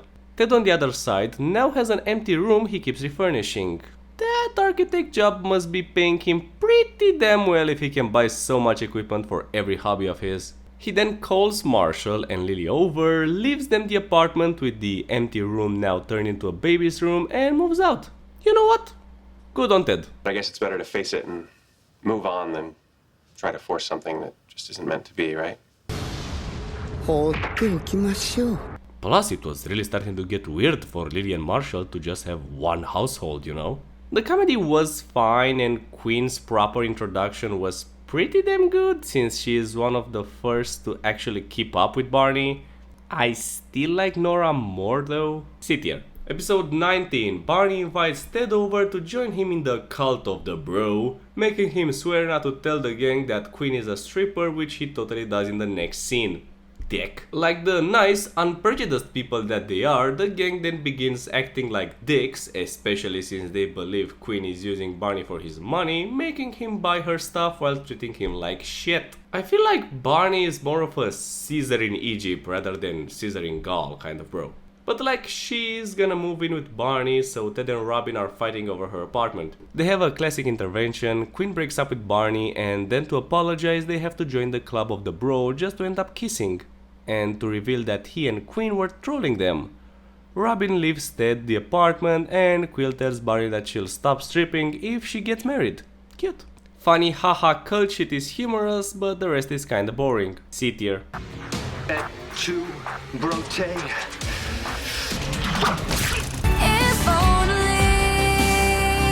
Episode 20, Quinn moved in with Barney and she is really nice about it, not replacing anything in his apartment and only asking to use her coffee mugs. Barney then freaks out and gets justifiably yelled at by his friends for acting like an asshole, but this is a sketch episode. They all watch Star Wars and talk about their life in the future over the years. It's funny and all, and it ends with Barney wanting to make up with Quinn. I'm pregnant with baby number 5.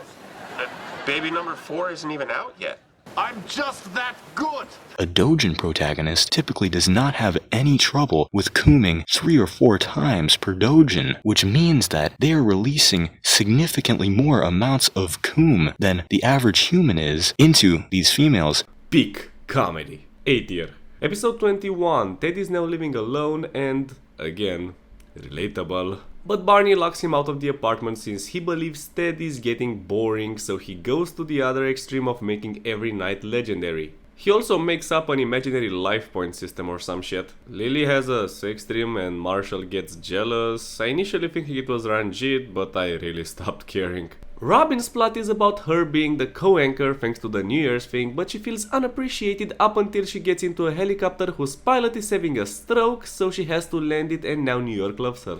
They all make up and Barney realizes just how much he loves Quinn. Yeah, the montage is pretty funny. Plus, Ted picking up women in a dress to be even in life points with Barney was a rather nice joke. B tier. Episode 22, Ted's plot is about him wanting to date Robin and thus every woman he comes across morphs into her. The mental gymnastics on this one are amazing though. Ex-fiance Wayne, he had no manners. Wayne had no manners. Wayne Manners. Wayne Manor, home of Bruce Wayne, better known as Batman, mentor to Dick Grayson, his orphan ward, who at night would don the colorful vestments of the boy wonder, aka Robin. Holy long walk for a short drink of water, Ted. And you're telling me that someone who is willing to stretch logic that far did not make a Harley Quinn joke about Quinn yet? Barney is starting to get annoyed that Quinn is a stripper, so he keeps going against her wishes and even tries giving her a cozy job at his firm. I don't want to work for a bank. Why not? Because I have standards. You people are whores. The things you're willing to do just for some money, it's shameful. Based. So he then takes Marshall to Atlantic City, which Lily is more than okay with since she wants time away from him and his intense parenting regimen. We end the episode with Marshall getting drunk and Lily calling to announce that she's going into labor. Not gonna lie, this was kinda lame. The only highlights were Quinn and that whole Robin shtick. D tier. By the way, what are you doing with this girl? With tattoos all up and down her arms and everywhere else? Hello. Life could be a dream. Life could be a dream. Episode 23, Marshall and Barney have to get to the hospital fast, so they initially try rolling at slots to win a vehicle before getting on a bus which leads them there thanks to a "I'm Spartacus" moment by the passengers. They arrive just before she gives birth. The rest is filled with sketches of memories to help Lily relax. It was kinda lame. They named the kid Marvin after Patrick Star. The only good part is the fact that Barney gets to pick the kid's second name, which the show thinks is hilarious. Marvin. Wait for it, Eric's. 10 years later. We have an announcement to make. Stop bullying! C tier. Episode 24. For some reason, this one and the last one are two-parters? Whatever. Robin convinces Ted that all of his relationships have been horrible except for the one with Victoria, but Barney interrupts that to go to Quinn, who redecorated his apartment. But like, why? I hired a decorator and I asked him, what would the inside of Tinkerbell's vagina look like? You're all wet. You don't say. Okay, so Marcia and Lily make up a new rule that, since they are now busy with the kid, they are only gonna help with problems that they rate as 8 or higher. But after Ted calls Victoria, she shows up in a bride's dress, having ran away from her wedding. So yeah, they go and feel bad about that the first outing of the kid was at the bar. Guys, you are drinking daily. Being alcoholics shouldn't be a surprise to you. Anyway, while that's going on, Barney and Quinn go on a vacation only to be stopped by security since Barney has a weird device he won't explain thanks to the magician's code which he got from AJ from The Office, who was a magician who slept with his mom. So Sheldon's dad here comes along, which reminds me of the parallel universe in which Jim Parsons got the role of Barney. Only person I could possibly reveal the trick to is another magician. Well, I'm a magician. Prove it. If I snap my fingers, you forget that you were ever gay. I was never gay. Exactly. Okay. I'll tell you. Oh, that's really cool. So what's the trick? I can't say. Magician's code. Before Barney just makes a grand magic trick to propose to Quinn. Ted, confronted with Victoria, just says that she is panicking, so he wants to take her back to her wedding, but as they reach the church, he keeps driving into the sunset and holds her hand. That's sweet and all, but as Barney and Quinn announce their marriage, we get plopped back to Barney's wedding, where we get the reveal of the bride, Robin. You know, this one was kinda great. From the magic proposal to Ted and Victoria getting together, sure it was nothing amazing and the Robin spoiler kinda ruins things, but it was just sweet. A tier. Season 7 was so bloated and felt so rushed. Quinn showed up for 6 episodes before they got married, Nora got kicked out rather early in, Kevin was just there. I mean, again, it wasn't an awful season, but I do think it's the one from which point the not so good plot ideas are starting to be hinted at more blatantly than before. We can only hope for more in season 8, I guess. Episode 1. Ted starts off the episode in the rain at a train station talking to an old woman about the wedding he just went to. Robin confesses to him that she can't do this and yeah, let's start the season alright. Quinn doesn't know about Barney and Robin because he hired me with a hot dog to edit her out of photos. Pretty sweet gig. Quinn does find out, but then Robin shows off her new boyfriend Nick, who is hot, eloquent, and fucking correct. Glad I left work early for this. Robin, maybe later we can discuss the meaning of the word emergency and the phrase trapped under a car. But Barney leaves Robin a key to a storage room where he actually kept all the memorabilia from their time together, so she's like, "Aww, Marcia and Lily have to sleep." They do. Rejoice. Ted drives Victoria back to her wedding to leave a note for the groom. Well, you can't write it.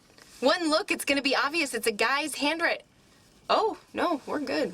I'm also just a girl. Then gets Barney to phone seduce the German sister. It's not cheating if it's on the phone, right? Say what now? Quinn's on board!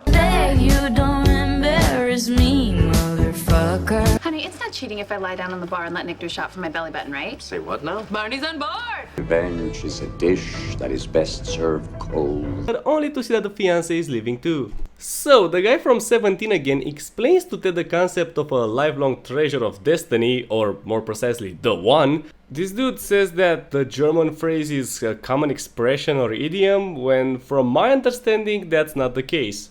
Anyway, we end up back at the train station on the platform with a woman getting out of the car, and she's the mom. Not a bad start, really. Kinda kills the flow though when we do Queen, Nick and Victoria episodes, even though we know that shit ain't gonna happen. Whatever, B tier. Episode 2, the gang is all partnered up, but all Ted signals breakups. Sol convinces Barney he needs to get a prenup, which is always a smart move, but they don't get along and now all the guys and girls in the gang begin talking about their rules of relationships. Ted and Victoria are mad that Klaus is living with them. They get better.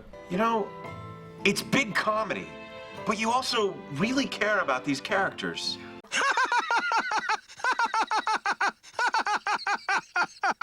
Nick is upset that Robin has to look at herself while she's presenting the news to get off.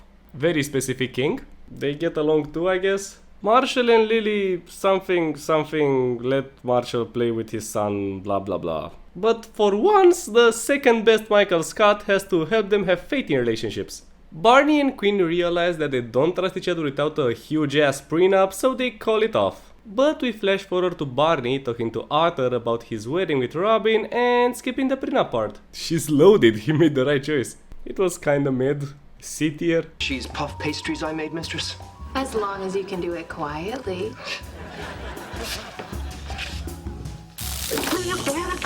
As far as I'm concerned, your dick is gonna be my new favorite toy. This belongs to me.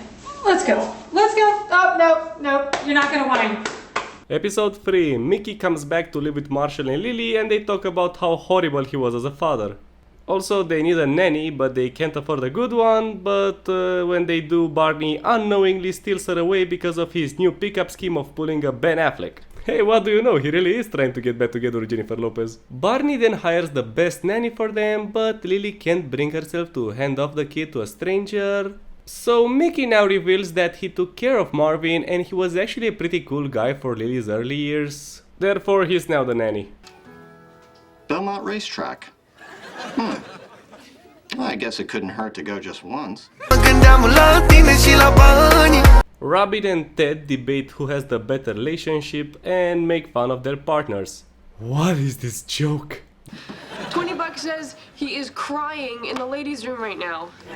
Well, at least when he's finished, he's gonna flush. I'm the type who seldom flushes my feces. Not in this house. That's nasty. By the way, I just remembered that Victoria's actress is named Ashley Williams, so... Mass Effect reference, let's go! Personally, I'm more of a Jack guy. They sort some shit through... I snoozed for a bit. I guess it was alright. C tier. Episode 4. Lily and Marshall go back to the rule of not having time unless it's really important, so Ted can't tell them that Victoria's parents are pressuring him into paying for the wedding she left, Barney about having to sleep with slightly less attractive women, and Robin can't tell her that she's being a bitch about Nick's environmentalist scooter. They then discover that they can die at any time and they need a godparent for Marvin.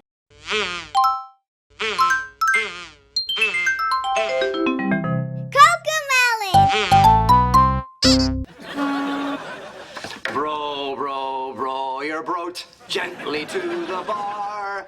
Hit on sluts, then do 10 shots. Boobs on the bus go up and down, up and down, up and down. The boobs on the bus go up and down.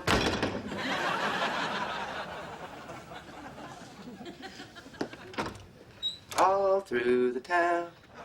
So the gang competes for a bit before we do a game show with quite a lot of funny skits, including one of Barney's most iconic lines. As time will heal a broken heart, but not that bitch's window.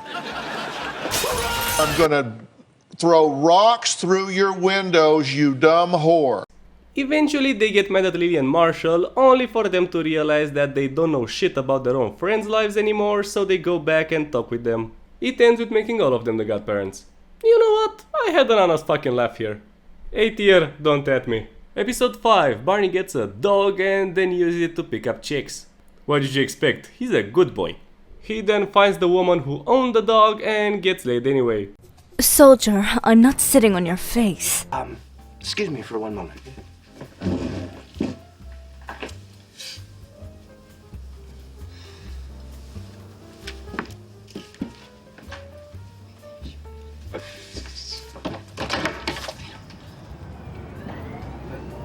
Hey, Barney! Nick is revealed to be a chef and one which doesn't drown in his own drool. Plus, his catchphrases are pretty funny. And now, who's ready to eat my meat? Oh, come on. Victoria keeps being a passive-aggressive bitch because this show thinks that their previous relationship adds on to this one, so she wants to get married. Also, she asked Ted not to be friends with Robin anymore, so he says fuck off. Good. It was actually pretty okay. It got a little heavier and such, but the humor was fine. B tier. Episode 6. We start this episode with Nick trying to open up after sex, but Robin's a bitch. And now we fully transition Nick into being a brain-dead idiot who Robin is only with because he's hot. Smooth. And there was the comment about gypsies. No, I think gypsies prefer to be called Romany now. Do they? Really? You know, gypsies are a real ethnic group that actually exists. Oh, you guys, I feel terrible now. I always thought they were just made up, like goblins or trolls or...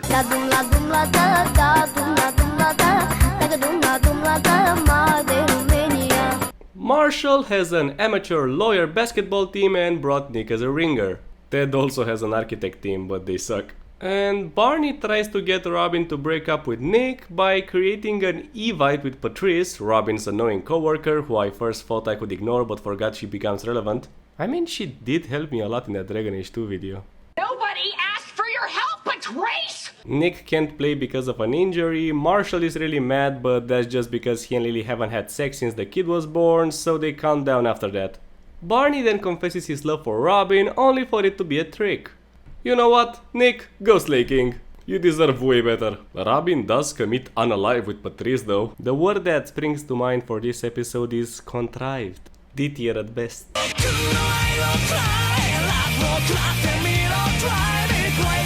Episode 7. Bar needs a new strip club and Robin helps him out but then gets drunk with power and takes bribes. Power tends to corrupt and absolute power corrupts absolutely.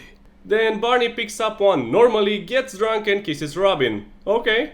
This episode is about the concept of friends recommending shit, a sort of stamp of approval. They all say that Ted sucks at it, but then it's revealed that he gave his stamp to Lily way back when, so that's sweet. Marshall finds Brad looking like a hobo, a sexy ass hobo, and gets him an interview at his firm to help him out. Now his boss is Boyle for some reason. But our gilfs have got class. They've got maturity and experience. And the kind of mind-blowing flexibility that only comes from advanced hip dysplasia. Man, that's someone's grandma. She was, actually. That's how I met her. Went to college with her grandson, Marvin. Don't knock it till you try. She had a replacement hip with some serious torque. It's like having sex with a transformer. And Brad suddenly acts like a dick, so Marshall has to spend a few days getting back onto his boss's graces. Only to then be revealed that Brad is representing the pharmaceutical company they're suing and stole their strategy? I mean, one, I doubt that's relevant and you have access to their shit too. But two, they can just prove they had an interview and get him off by calling corporate espionage. Oh, we are just gonna keep going, eh? Okay, Marshall's ass rests on this case then. Again, kinda mid. I would have given it a C, but I love Brett so much this gets a B. Went through a basketball scholarship. No way! I played center. Uh-oh. Based.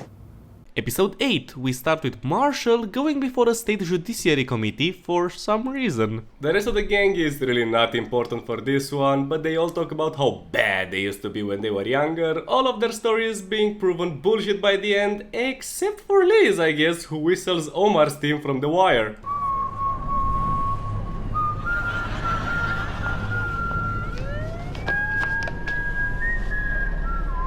Okay, I'll say that was cute. Oh yeah, so this trial is one of the most bullshit stuff I've seen as a court show drama / comedy. Still better than She-Hulk, I guess. And it's just Brad showing off his magic mic skills by seducing the jury and the judge. My man even filmed himself swimming in the lake they just polluted, for no fucking reason. Anyway, Marshall forces him to strip to prove how intense the pollution is, and he wins the trial but gets a nothing sum out of it. Hello? Anyone wanna appeal? Preferably with another fucking judge? Even the show knows this fucker sucks and Brad now sees the light and encourages Marshall to become a judge since they are the ones who make the decisions. Still not sure that I can forgive you. Would you object to an 11:15 brunch resi for two tomorrow at the Popover Pantry?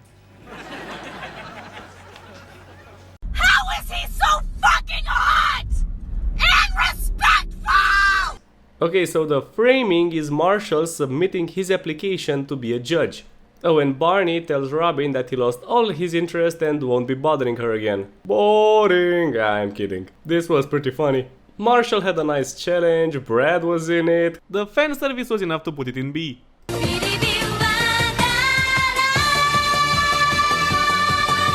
Episode 9. Barney gets a stain on his thigh, so he starts a bib company. Can't say they ran out of ideas, huh? Now that she can't have him, apparently Robin now really wants him, and this show is about her flirting aggressively with him only for him to ignore her, and then he ends up with Patrice. The B plot is about Ted babysitting Marvin and somehow doing big moments in his life, so Lily and Marshall are angry. They eventually get along, and in the flash forward, Lily and Marshall get back at him because they are evil manipulative bitches. Lame, not even that funny. Sexy Robin can't save this shit. D tier. Marshall! Brandy, you ever sneak into the studio and do it in front of the weather map? That's me choking on his dick, because that's a great line. Episode 10. They are all in Barney's apartment for various reasons. Ted is mad people keep stealing his shit. Lily comes here to milk herself in privacy. She knows Barney has cameras all over the place, right? I mean, he has cameras at their places too, so I guess it doesn't matter anyway. New fetish unlocked. Marshall is hiding because Lily encouraged Marshall's mom to date, so she started fucking Mickey. But Robin is here because she's a jealous bitch and wants to leave the playbook out so Patrice can find it and break up the relationship. Barney instead burns it, and then Robin admits that she has a problem. I mean, it was still lame, but I laughed more than I did in the previous one. C tier? Spare me the justifications, coward! If anyone asks, I'll say you were transforming. Don't expect to be mourned. Get off my mommy! Episode 11. Barney gets jinxed, so he can't talk this episode. Okay, so this one is about the people that you hate and that you keep in the silence of the lambs with. Ted wants to show his architecture professor his building, but the dude doesn't give a fuck about him. Robin gets the opportunity to fire Patrice, and Lily and Marshall meet Seth Green, who they think he wants to kill them, but actually just wanted to give them money because of his business idea. Chris Griffin over here is under the impression that Lily, Marshall and himself are actually best friends and they came up with a business idea he did, but like together. Good thing they aren't talking about his show Dads. Did you ever hear anyone say, hey, let's go see that new Austin Powers, Seth Green's in it? It ends with a sweet realization that the only person in the hole is yourself, and yada yada, be a good person please. Barney surprises Ted with a ring and tells him the plan to marry Patrice with the promise not to tell anyone. I mean, it was good, I like the Seth Green parts. B tier. Episode 12. Lily and Marshall are excited to go to Ted's party to celebrate his building because they went really parenthood mode recently. Ted immediately bursts out at Marshall about Barney, so he takes Robin as his date to the party. Only to tell her as well. As he contemplates this, Ted even tells her where he's gonna propose, which just happens to be her favorite part of the city. He gets Ranjit to drive into the building and tells Robin to get out of the car.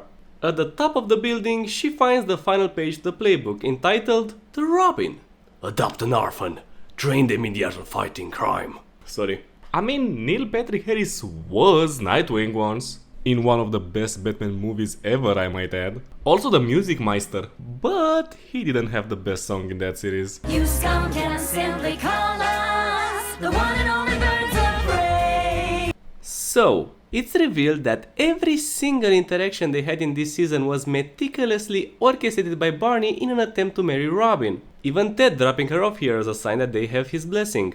And as evil and manipulative as that is, it's honestly one of the best and sweetest moments in the show.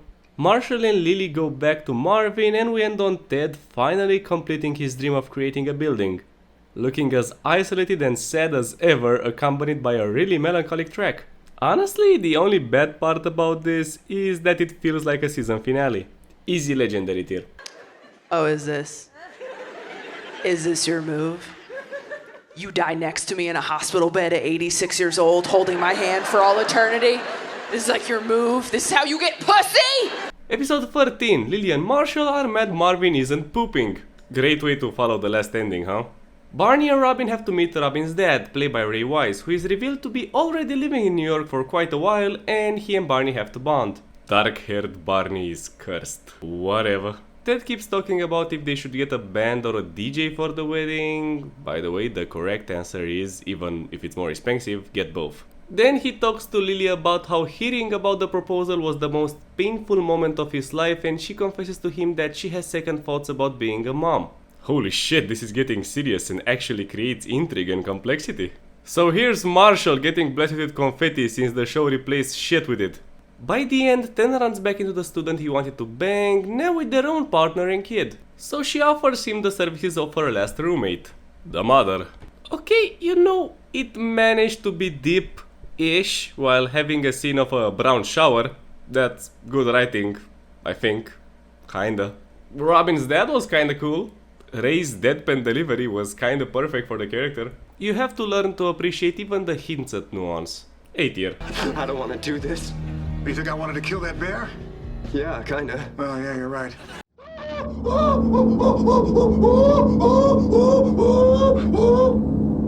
That's a yes.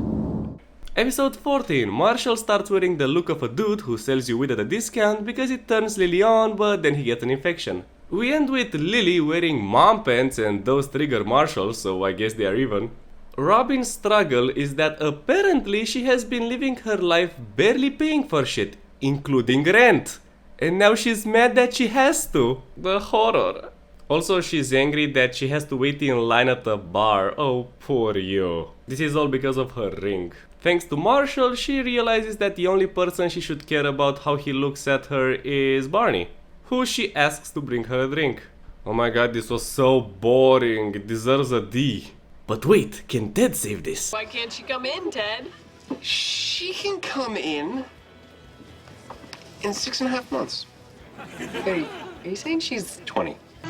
I am the one, the way your son don't need a gun to get respect up on the street. Under the sun, the bastard son will pop the clock. Hell yeah, he can. He starts dating a woman who can't legally enter a bar, so his date is 20 and has a grandpa fetish, and the whole episode is about how much of a boomer Ted is. Barney is frustrated and needs his fix, so he asks for pics. Only to then see that Ted is banging his half-sister. And then wants to marry them. Look, this shit is funny. Just look at this scene. Hey, you still slept with my sister. Promise me you will never, ever do that again. I promise. You just winked. No, I didn't. You did it again. No, I didn't. You swear, right?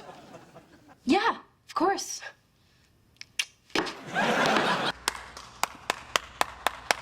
It's enough for me to give it a B. Episode 15. Ted meets this woman who eventually starts stalking him and does crazy shit, but he thinks it's fine.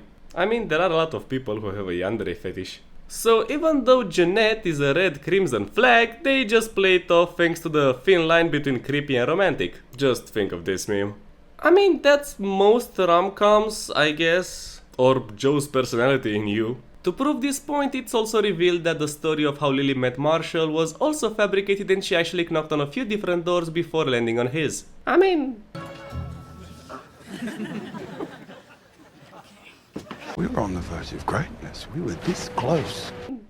Go back. Anyway, Barney finds out about some guy in Robin's past, so he naturally breaks into her room, reads her journal, goes to Canada to interview all of her exes, and then he finds a documentary about Robin Sparkle's Fall from Grace, which is packed with Canadian celebrities commenting on her shitty goth song, which has lyrics like this. If I get married, he'll always be second to you. Dude, she was a teenager, cut her some slack. Plus, she was in love with Paul Schaefer. He was Hermes in Hercules, how could you not love him? They make up.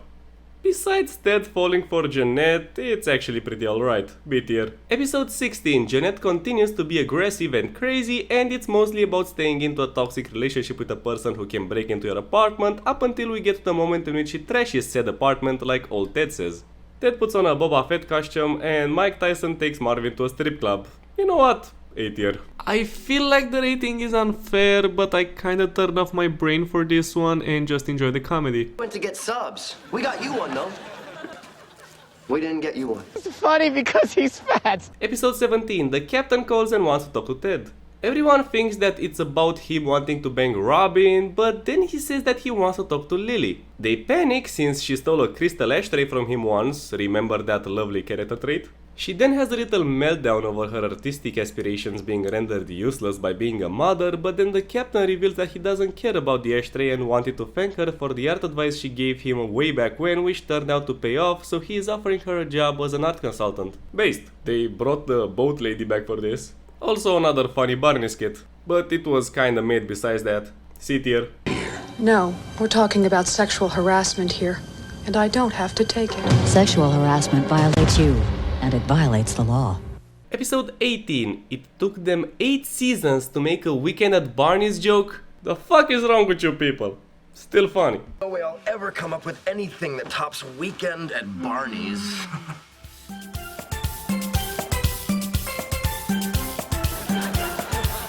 Weekend at Barney's too! Damn it, Barney! It's about it. That's right. He's a great dancer. Goodbye. He's a great dancer. So what? He's a great dancer. I can bench press a Buick. So Jeanette is crazy, but I love this line. And here's your grandmother's ring.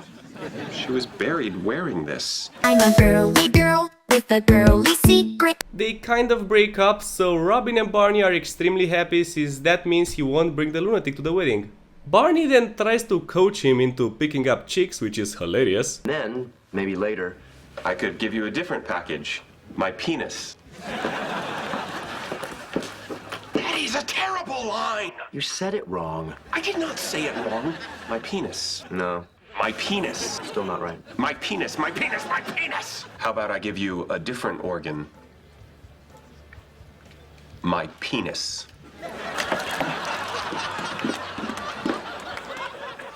You said it wrong. I did not say it wrong! Haha! Marshall is stressed out because he doesn't fit in well with the fancy-pancy schmucks at the art gallery Lily took him to. But he then bonds with the artist because of their love for TMNT. Did you know that the original comic debuted in 1984 at a convention in New Hampshire? Yes. They had a stunt knife thrower. Oh, no, we already know about this. So when he went to fling the knife... Yes, he deflected a real knife, we all know. He deflected the knife and the shot is in the movie. No, we all know about this. That's not how fans of something talk. You can bitch about the Big Bang Theory all you want, but at least they don't make characters sound like they scrolled the trivia section on Wikipedia. Anyway, Robin gets mad at Barney for still plotting schemes, but that's how they got together and they love each other. Almost forgot to mention that Barney has another copy of the playbook, which he gives to Ted. But then Jeanette finds it and blows it up. With Barney's encouragement, of course. Jeanette finally thrashes Ted's apartment and then he decides to stop dating and really find the one. Okay, it was actually pretty damn funny and the story was just goofy and sentimental enough to warrant it an A. Episode 19. Robin thinks Barney's apartment is weird, so she wants to sell it. Smooth. I mean, it is sort of a trap house. It has a Jor-El projection head. If you sell this, I'm gonna cry. Marshall is upset over Lily working solely to the captain, so he and Ted cheat on her by watching a British TV drama, which leads them to crashing the apartment party as a gay couple with a kid. I'm down. Love this line when Ted makes out with this lady though. We have a child together. You said I'm a his kid, don't care if he's here or not. But now you a single mom, now you a single mom. So Barney sabotages the sale, but then Robin realizes she overreacted, so she stops the real estate woman from doing her thing. Cute. Everybody makes up by the end and it's all good. What better compliment is there other than I think I left? B tier. Episode 20. Robin and Marshall have a spat over the bar naming the drink Marshall created after her. Whatever. So the episode is actually about Ted and Barney discussing how to spend their nights by talking with future versions of themselves. Not much is accomplished, but it's sort of funny. Though the ending in which Ted discusses what he would usually do compared to what he wishes he would have done, like running off to talk to the mother, is really damn sweet. Nice song too. Also correct me in the comments if you don't agree, but I do believe this is the deepest conversation anyone has had in this show. Solid B tier. Episode 21. Lily has to move to Italy with the captain and she said that it might ruin Marshall's career, but then we discovered that his firm actually went to shit and he and another dude just dick around all day. Therefore, he's excited to move to Rome. She has some second thoughts, Marshall has this superb scene, holy shit that suit is awesome, but then they make up and decide to move to Rome. Barney and Ted check out a woman who is really hot but keeps wearing a thick coat and they struggle to see her without it. Kinda like that Family Guy sketch. Robin then puts it on and they have sex, the end. Was it bland? Yes. Was the Marshall scene amazing? B tier just for that. Andiamo a vivere in Minnesota, vicino a tua madre, dove imparerò la tua ricetta per lo sformato al prosciutto. Gabagool, over here. Episode 22, Robin gives Barney some money for the wedding, but he gets kidnapped by Marshall and Ted for his bachelor's party, which he planned while he was engaged to Quinn. There's a good chance our engagement doesn't work out, isn't there? Not now, honey. Go fuck yourself, you writer! They take him to a boring hotel room, give him a clown, you know, the good shit. While that's going on, Robin was left talking to Loretta, who thinks she's a virgin and frustrates her a lot, especially since she made Barney promise to not leave her alone. What's gotten into you? Oh, that's right. Nothing ever. To add to the wild party, Lily is also there. Fun. And since Barney is a big fan of Karate Kid, they bring in Daniel-san, played by Ralph Macchio. But Barney is one of those guys who watch the Karate Kid and see Johnny Lawrence as the good guy. Therefore, he absolutely despises Ralph, who, to his annoyance, acts exactly like him. Then the stripper shows up.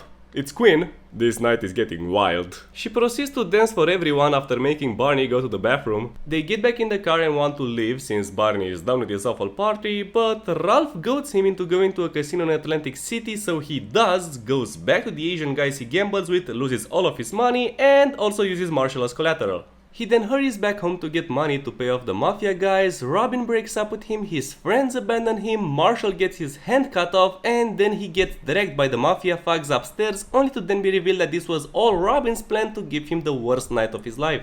Where every single little piece was designed for this purpose. Even his own mother and the mafia were in on it. And the best part? The clown was William Zabka, Johnny Lawrence himself. Not only is this episode hilarious, not only does it sort of make up for the manipulation shtick he pulled on her with the engagement, but this episode is the reason the Karate Kid series got picked off the ground. Cobra Kai, one of the campiest stuff you can watch on Netflix, is all out to this. I love it.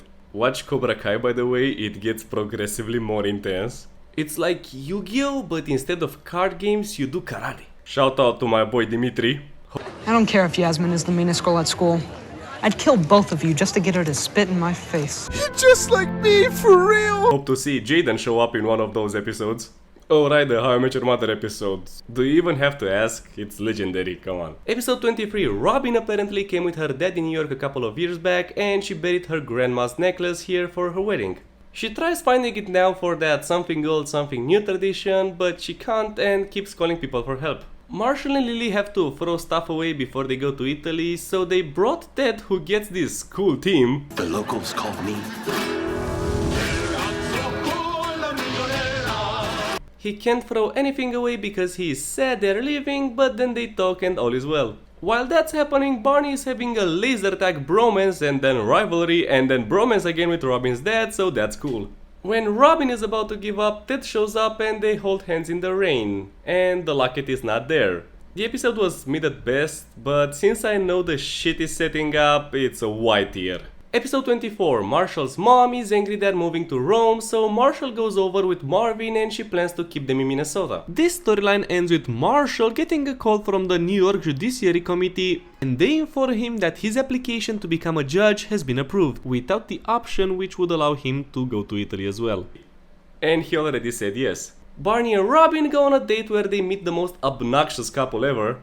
This is where Mr. Key just devours the scenery and they end up trying to ruin their relationship by using the Ted Mosby fake proposal shit, but it doesn't work out by the end. They really love each other and so it's okay. Après moi, les deluges. My French is pretty good, so I can order for both of us. C'est just a dash of Châteaubriand and served with melted pissenton Champêtre Soup. Ted brings Lily over to show her the house he repaired, but then she finds a for sale sign and discovers Ted is moving to Chicago after the wedding and that he wants to find Robin's necklace, which after a series of drunken mishaps, which also includes these golden lines. She kept it hidden in her butt all through World War II. What? Where was she? Winnipeg? Help me put this locket in my butt. Okay. You know what? Why don't we put it in this pencil box instead? Oh, and then I will take the pencil box with me to Japan. Good. Hey, Lily, help me put this pencil box in my butt. they piece together that the locket might still be in the pencil box on Ted's desk. So the season ends with everyone getting ready for the wedding with mixed feelings and problems yet to be resolved. This ending is already the best season finale yet, but then we see a pair of legs and after 8 seasons, 8 years of waiting, the world finally saw the mother. Now this is an amazing season finale. Humor, drama, big stakes, not even debating, legendary. Season 8 was a mixed bag. It was mostly stale stuff, but shit is going on and we are approaching the end. The characters are close to showing off what so many years of development are leading up to. Sure, it might not be what we want, but guess we'll just have to see. If I have to cover something, is the mother who appeared for like 10 seconds? The amount of pressure weighed over Christine Milotti's shoulders at the time must have been enormous. She must be one of the most anticipated TV characters out there. I don't know, I like her. At least her one scene. Let's keep going. So this is how we're going to the next season. Marshall made a very big decision without Lily. Lily has to play the moral compass for everyone else around. Barney is excited to get married, but he did have some cracks during this season, which hint that things might not actually be the way they seem. Robin also wants to get married, but she does have some lingering thoughts brought on by Ted. And Ted insists on finding the locket and gifting it to Robin, and wants to move to Chicago after the wedding. I wonder what Brad is up to. I bring the axe down and chop my hand off, put Vecna's hand on, use my healing pool to heal, and teleport out. I'm sorry, it was just business. Wait, what? They need to talk to me about the hand. Just ask you one little question? Sure. What the is wrong with you? What? You sat us down to tell us the story of how you met our mother 8 years ago. The only girl that I've seen in the past 8 years is my sister. And it's starting to make me think stuff. Bad stuff. All you've done is talk about an endless parade of sluts you banged. Do you realize how disturbing that is? You're our father. I hope the story ends with you not meeting Mom, because honestly, at this point, I wish I was never born. Okay, I get it. Episode 1. So Robin and Barney find out that they have a cousin in common, so they think they are related. Damn, is this shit turning into Oshinoko? That turns out to be false, so no incest here, sorry anime fans. Ted gets super into those shitty American tourist trap gimmicks, which forces Lily to abandon ship and take a train, where she meets the mother. Yeah, so everybody is gonna meet the mother before Ted does, which I find kinda cute. Anyway, they vibe, she likes all the crap Ted does, expected as much, you know? Marshall is angry his mom made a Facebook post about him becoming a judge in an attempt to save himself from Lily. He panics and gets himself and this woman Daphne thrown off the plane before like 20 people can't manage to delete a Facebook post. Come on. Marvin solves all the problems and all is well. Then Marshall and Daphne rush to rent the last remaining car. Lame, especially after such a cool finale. The best bits were the incest jokes and the mother's whole characterization. D-tier. Oh my. That appears to be pornography. Just click on options. It's men with other men. Lucky for you, that's what I like. That's what I like. Episode 2. They get rooms and the dude at the reception seems really concerned about Ted.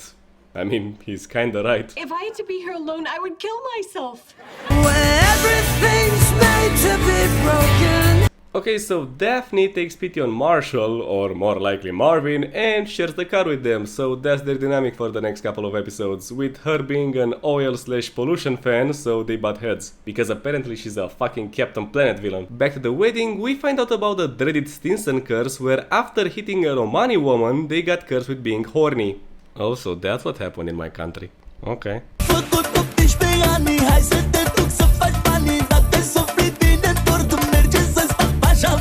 Barney thinks that it's broken because James is married, but he doesn't know that they actually broke up. Robin tries to make him lie, but then Barney discovers and he is cool with it. We end on a rather cute scene with Ted sitting next to himself and Tracy from a year in the future with the promise that things will work out for him. Oh, almost forgot about the most important character in this season. Lily pays this dude Linus to always give her a drink. Beast. Again, besides the Mother Russia thing, it was kinda boring. C tier. When something like this happens, it's nobody's You fault. cheated on her. Repeatedly. But I will cheat because I'm bored. Episode 3, Barney and Robin hide from the old relatives but then discover that it's romantic that they still fuck after so many years of marriage, okay. Daphne tries not to get assaulted thanks to Marshall antagonizing Wisconsin. Lily tries to talk Ted out of pursuing Robin. See, if it wasn't for that bet episode, this would be sweet, but I can't get the feeling that she's doing this to win the bet out of my head. Ted eventually relents, but then Barney admits he saw him and Robin at the park. Again, lame. Also, all the other seasons took place in like the span of a year-ish, while this all happens during a couple of days around the wedding. It just gets bothersome. Tournament of Power style, I don't know. I really don't care, this year. Oh, we're trying to do it someplace naughty. Not what I mean. That is never what I mean. Jump in rope. All day long, Daddy thinks I'm a virgin, but Daddy is wrong. Episode 4. Marshall is on an iPad for this episode. Trust me, it's not as funny as the Big Bang Theory Sheldon thing, but whatever. So Barney is still mad at Ted for the park thing with Robin, and he trolls him in increasingly more messed up ways. After that, he invites him to a poker game where Zabka has taken his place as the best man. They talk it out on the beach, Ted is best man again, and Zabka promises revenge. Lily makes Robin realize that she doesn't have any female friends, so she tries to get one, but then Lily gets jealous. So they are best friends forever or some shit. It's really tiring to go through this season. But you know what, I guess it's a tad more decent than the previous episodes. B, I guess? Hey, Ted, thanks for the sweet lid, bro. I'm asexual. All right, he's asexual too. Check him out. Total stud. Episode 5, we return to the poker game where James, who has been the voice of reason and a very good judge of characters for this entire fucking series, becomes an asshole who makes marriage jokes of the same quality as those boomer mugs with I hate my wife. Isn't it weird that the funniest shit people over 40 can think about is I hate my significant other and or their relatives? Jeez. Also, Robin wins James's ring, so he calls his mommy. Robin understandably says something, and Barney immediately jumps to the conclusion of fully ghosting his brother, which gets Loretta in. They squabble, and then they make up except for Robin and Loretta. Still, that's a lot of time at the gym, especially with 2 kids. It's like I always said to Tom, I've got to stay in shape in case I'm ever single again. And hello, I was right. What happened to you, man? Used to be cool. Oh, almost forgot. Ted, Lily, and Marshall have a little spat over wedding gifts, and it's revealed that Stuart stole Ted's gift for them and gave it as his own, so the fight was actually about nothing, and Ted sends Marshall one of those intestine-blowing Chicago pizzas. Damn, this was so freaking mid. I mean, I think that the humor was fine, but the characters are really getting to peak Flanderization. Also, the complete character assassination of James. They kinda ruined Stuart too. Say hi to Claudia when she gets out of the shower. That's not Claudia. Good night. But, to be fair, their marriage was always kinda shit. Claudia drove this man into alcoholism. So I'm gonna guess they're both shit, but since we see him more often, then he's the asshole. Is anyone picking on a theme that this season tries to imply? Marriage sucks? This is actually very disheartening for the last season. C tier. Episode 6, Barney and Robin help Ted score a date for the wedding. We do an Indiana Jones running gag, but then the woman is way more complicated and in a lot more distress than Ted is willing to put up to for a quick fuck. The hell did I just say? Ted moves on and has a haha ironic moment of thinking he'll be alone for the wedding. She chose Wesley. Robin and Barney steal Marshall's and Lily's meetup stories because it's cuter than theirs, and they kill the priest when they tell him the truth. Based? Daphne helps Marshall rehearse what he's going to say to Lily, which is sweet, but then they get into an argument and she texts Lily that Marshall took the judge job. The end. Can't believe I could get even more bored. Like, with the rest of the episodes, up until these seasons, I could remember what they are about pretty much instantly. With this one, I really had to focus to remember. It's like my brain decided to block this shit. D-tier. Could blame him. Hey, Marshall, see that girl? Oh, yeah, you just know she likes it dirty. Shut up and take my money! Episode 7, Haunted Room, let's go! The dude from Jumanji is pretty funny. Marshall calls in favors with the gang to sneak into Lily's room before she could read a text from Daphne. The fuck? Is Robin the Phantom? Robin and Barney have to deal with being lone wolves who are now together. Cry me a freaking river. Ted then calls a no questions asked favor from Lily and she breaks her own phone. Simple enough. Marshall confesses though and Lily vows to murder him. So freaking worthless. D tier. I thought I saw Bigfoot in Central Park, and so I tackled him. But it turned out to be Russell Brand. Listen, don't let him grind you down. Take it easy, eh? Hey, look at my driver. I'm gonna have sex with her. Episode 8. Ted wants to go to the lighthouse, but the reception guy thinks he'll jump. Best premise so far, I'm in. But at the end we skip to him proposing to Tracy there. Sweet. Marshall stopped at Ted's parents' house to get some cringy Ted memorabilia, and Clint comes along to solve the problems between Marshall and Daphne. They make up thanks to their shared hatred of Clint, and all is good. So from now on, we listen to my music. Bitch, lasagna, bitch, lasagna. T-Series ain't nothing but a bitch. Robin has a scrambled eggs competition with Loretta, but when Robin's mom can't make it to the wedding, Loretta consoles her and their vendetta is over. Not the best shogeki in Food Wars, but eh. Am I barely at episode 8? Shit, yeah, the humor was passable, character bits were kinda accurate. C tier?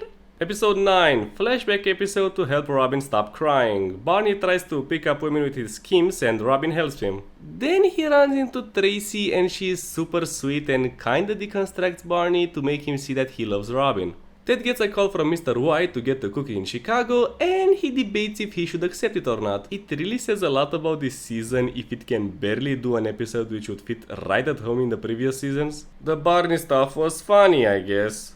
B tier. You also can't use the letter E.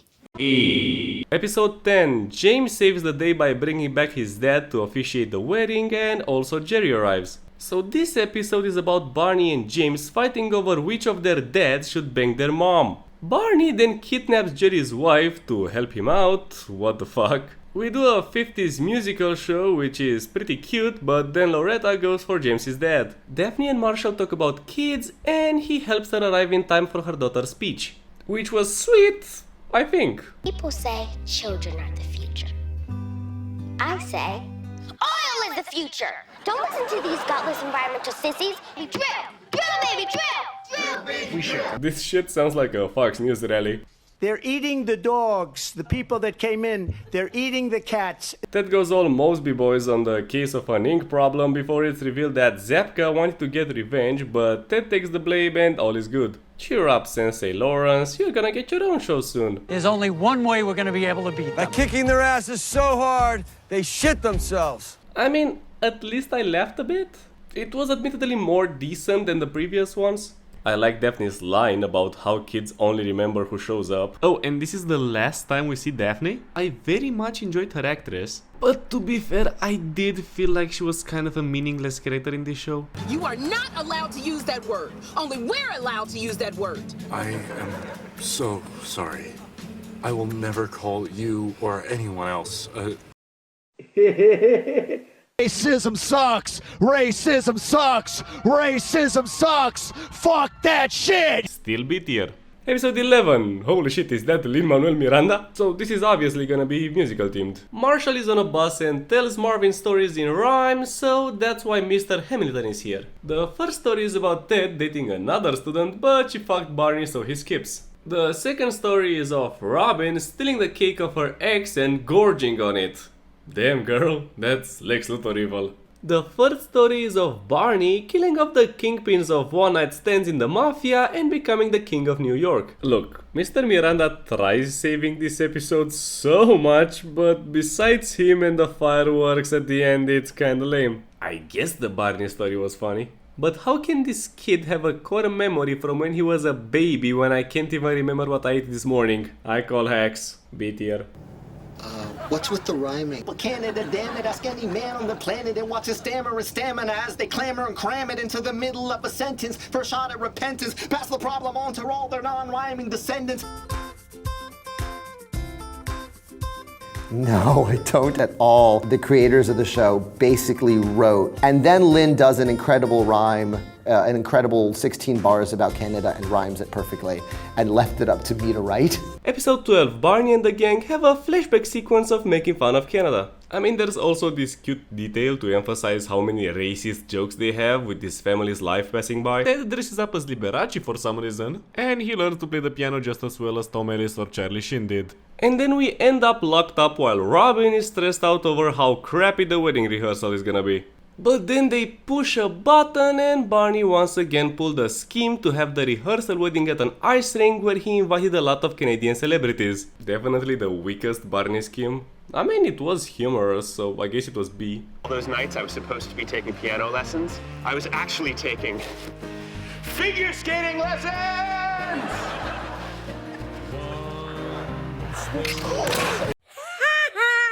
Episode 14, Tracy saves Marshall and drives him to the wedding where they discuss how this dude cut her off from her own band. And we met this dude. It's the guy from that shitty Prom movie which had no right having a cast as talented as that minus James Corden. Anyway, he schmoozes up with Lily and Robin and then with Ted and Barney, makes them fight, reveals some secrets like Ted's move to Chicago, but they all make up, which is sweet. Marshall shows up and instead of a fight they actually pause for the moment. Ted then punches this asshole and Tracy unknowingly buys him a drink since now she has her bassist job back. Kinda nice actually, like really good. I really don't have much to complain about. Sure, it was contrived, but come on, it was nice. A tier.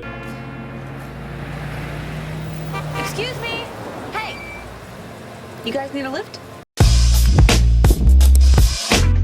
Episode 14. Marshall is gonna slap Barney and this is just a delightful episode. It's a funny sketch comedy with plenty of iconic memes, perfect line deliveries. The trick to accuracy is to try to be really accurate, okay? Don't just slap. Like really try to aim. Look where you're slapping. That's important. And then try to slap that spot instead of some other spot. By the way, this episode did garner some controversy. When it first aired, people were kind of uncomfortable. The actors are pretty much doing yellow face here. There was even a hashtag trending on Twitter. Hashtag how I met your racism. I totally get the hate. But like this season is so bland and boring and bad. I can only see old Kung Fu movie homages as silver linings really. And a song by objectively the best boy band, Boyz II Men. No story needed, this shit was just funny. Legendary. I have much gold. Episode 15, Marcia and Lily are postponing the fight and want to have sex, but then he can't stop thinking about the argument that they unpause. And this leads to a serious fight in which big words are thrown out and Lily does what she does best. Leaves. Can't hold out much longer. What are the least arousing things I can think of? Working too well. Think sexy thoughts. Think sexy thoughts. So I'm a guy.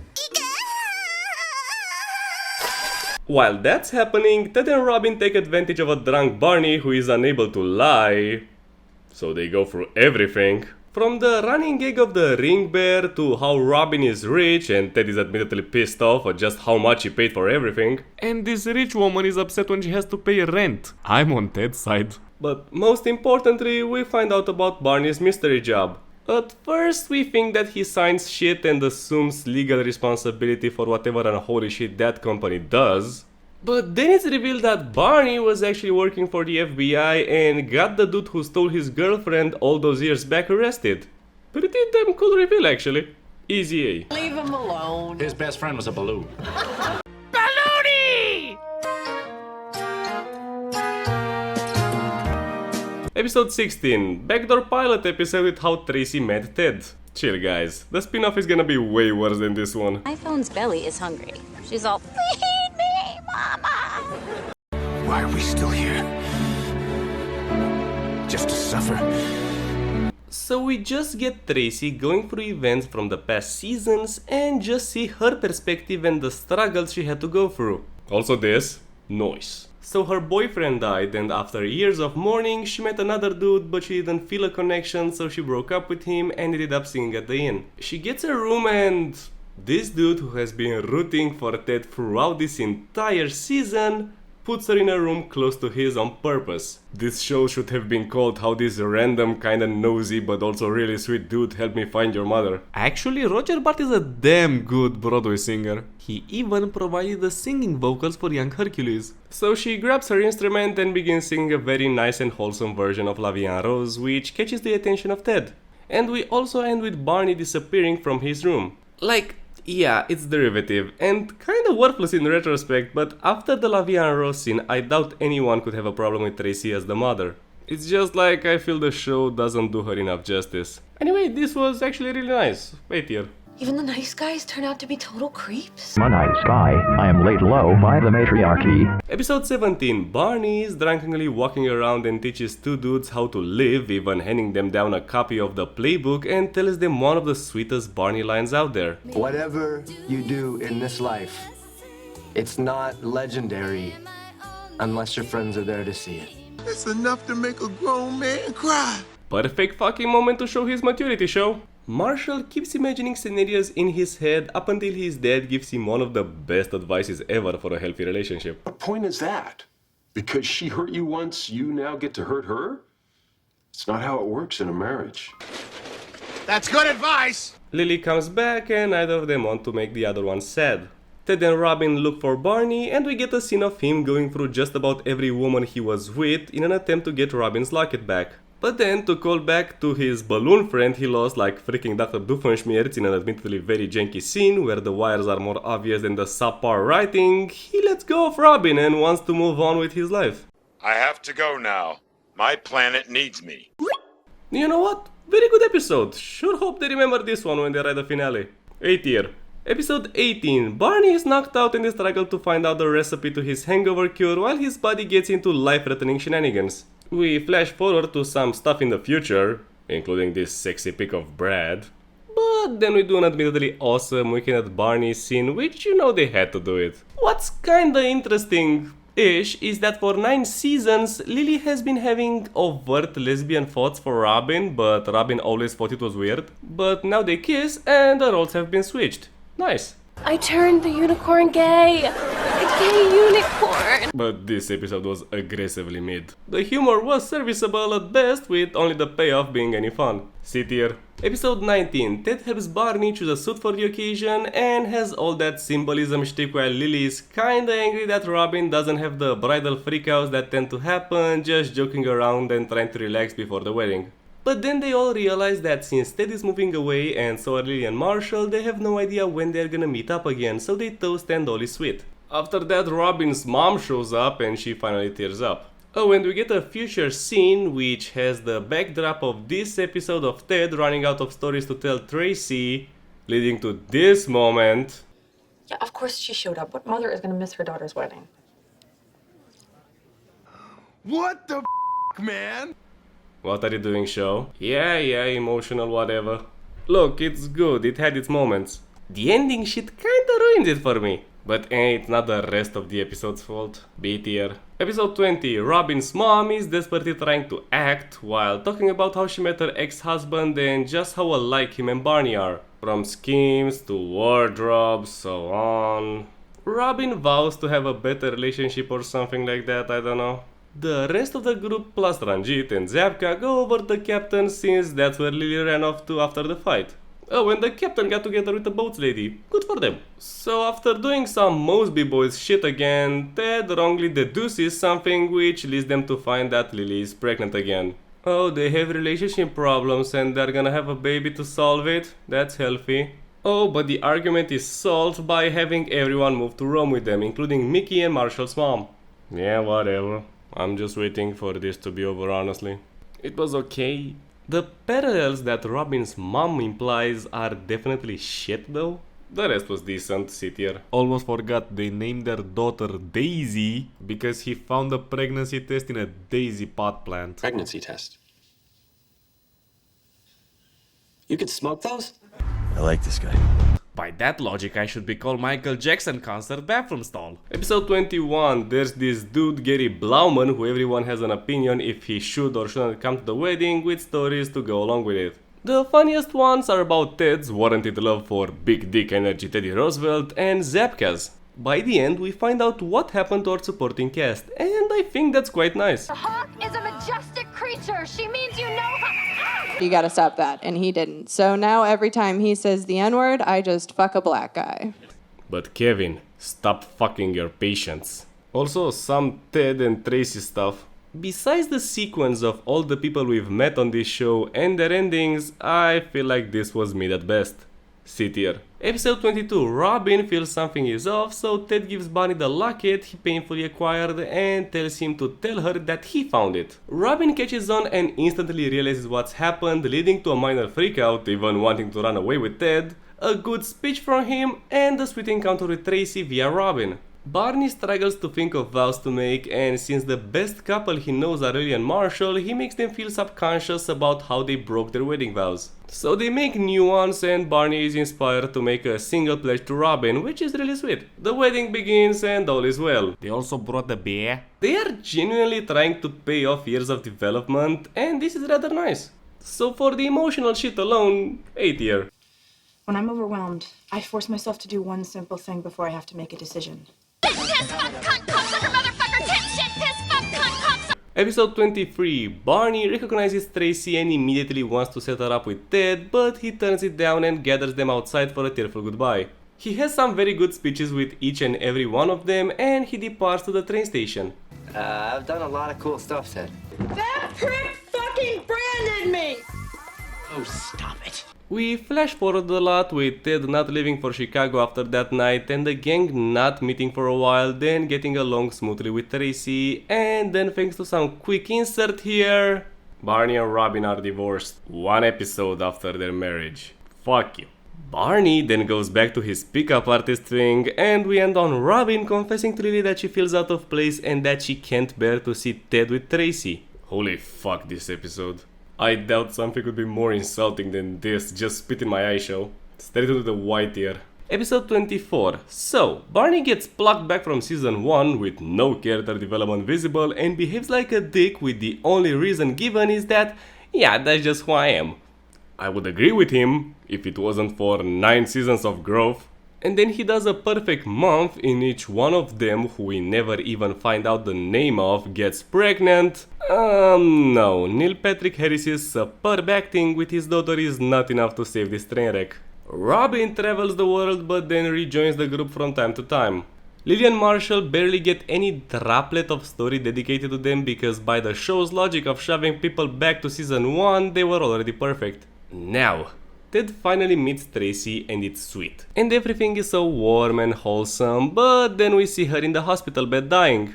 They killed off the mother in How I Met Your Mother just for the kids to say that the story was about Ted wanting to get together with Robin. By the way, isn't it wild that this is exactly how Marshall envisioned getting over Lily? Did they make a parody of themselves back in season 5? So he steals the French horn again and end up together. So, not only does Ted not become Bob Saget, so the narration voice was worthless, because of these guys filming this scene in season 1, all character development was thrown out the window in an attempt to use the pre-recorded footage. This shit was their intended ending and they stuck by it. Which I would normally support because it's your fucking story, man, but oh my god did this shit become worthless. This ending alone puts a giant stain on the legacy of this show. It wasn't a masterpiece, I know, but it was pretty damn good.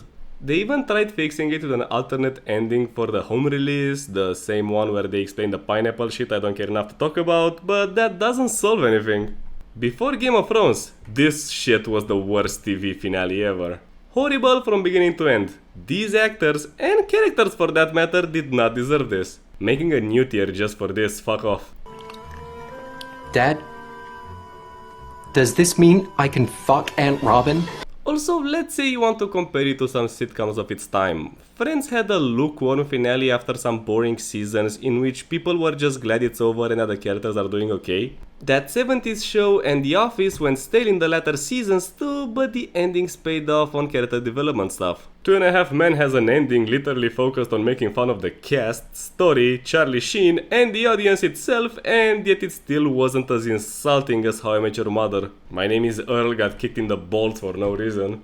But the best comparison is The Big Bang Theory. Yes, I know the internet hive mind told you that this is the worst show ever, fuck off. The ending focuses on their Barney stand-in Sheldon finally achieving his dream and trying to act like he did in the earlier seasons, but by the end he can't bring himself to do this and ends up with a major character development moment. Yes, all of these sitcoms got worse over the years. That's true for like 90% of shows. But I guess it's more about remaining consistent and not crapping on characters people have come to love. God, this was so fucking long. And it sucked because it leaves a bad taste in my mouth thanks to the ending. But you know what? I choose to remember the good parts of this show. The nice emotional shit of hopeless romance and brohood, the hilarious bits which still hold up to this day. And you know what? All of these actors really did put a lot of soul into these characters. So at least there's that. This show is still good. That's the reason so many people, me included, rewatched it so much. It's very up there to what I would consider a comfort show. What, you thought I was done? You thought 4 hours was enough? Guess again. Ted is one of the most unreliable narrators in fiction, so all this time I was suddenly hinting at another list all along about something which seems to dominate any fandom. Fan theories! I miss you, MatPat. How I Met Your Mother is a pretty big show, so therefore it got a lot of fan theories to describe what dark horrors lurked in this story. Did Barney fuck Ted's mom? Yes. I gathered a few I got off the internet and I am gonna place them in 4 different categories. Plausible like it, plausible hate it, implausible like it, and implausible hate it. FYI, I'm totally gonna miss some theories, the internet is huge. If you have a good one though, leave it in the comments and I'll do my best to rank them accordingly. Oh, and I'm recording this very late and I'm tired as fuck, so don't expect that much comedy in this section. I mean, you shouldn't expect it in any of my videos really. Barney honeymoon. This one states that Barney actually played dumb in the painting episode and actually just knew that Lily and Marshall were struggling financially and so he wanted to pay for their honeymoon. But he didn't want to make them feel as if it was charity. I think this one is extremely plausible and I fucking adore it. Especially since Barney also gifted them all the sweet stuff he won at The Price is Right. Plus, this makes Robin an even bigger bitch since she is a lot richer than he is and yet she barely pays for stuff. Hell, Truth Drunk Barney even noted that she hardly ever bought them drinks. Plausible, like it. Tracy is Phoebe. This one is just dumb. It infers that all of Friends, yes, the whole fucking show, is actually the imagination of Tracy before she died, in which you always wanted to imagine how it would have been if they were all friends from the start, but she still feels like an outsider of the Friends group with everyone taking their correspondent roles in Friends. This one also adds that she always knew that Ted and Robin will end up together just like Ross and Rachel. Horrible and pointless. But I'm just gonna go out and say it. Ross is way less of a red flag than Teddy Westside. Don't at me. Goes into implausible hate it. Ted is crazy. Run-of-the-mill character is crazy theory. Ted actually has no kids and he is delusional. This one usually gets sprinkled with the extra pizzazz of Ted actually suffering a deadly affliction or Ted murder everybody and he is imagining stuff. Like all theories of this genre, it's shit. Implausible hate it. Cocaine up! This one got big enough that Neil Patrick Harris actually addressed it. So, Barney is not actually obsessed with suits, but drugs, most likely something like cocaine. This one derives from Ted replacing weed with sandwiches, constantly admitting that they were heavy smokers, and Barney's musical episode in which he is going through suit withdrawal and he needs a quick fix in the bathroom. Personally, not a fan of this one, but to each their own. Suits are suits, 99% of the time anyway. Plausible, don't like it. Barney adopted his daughter. This one is just pure copium.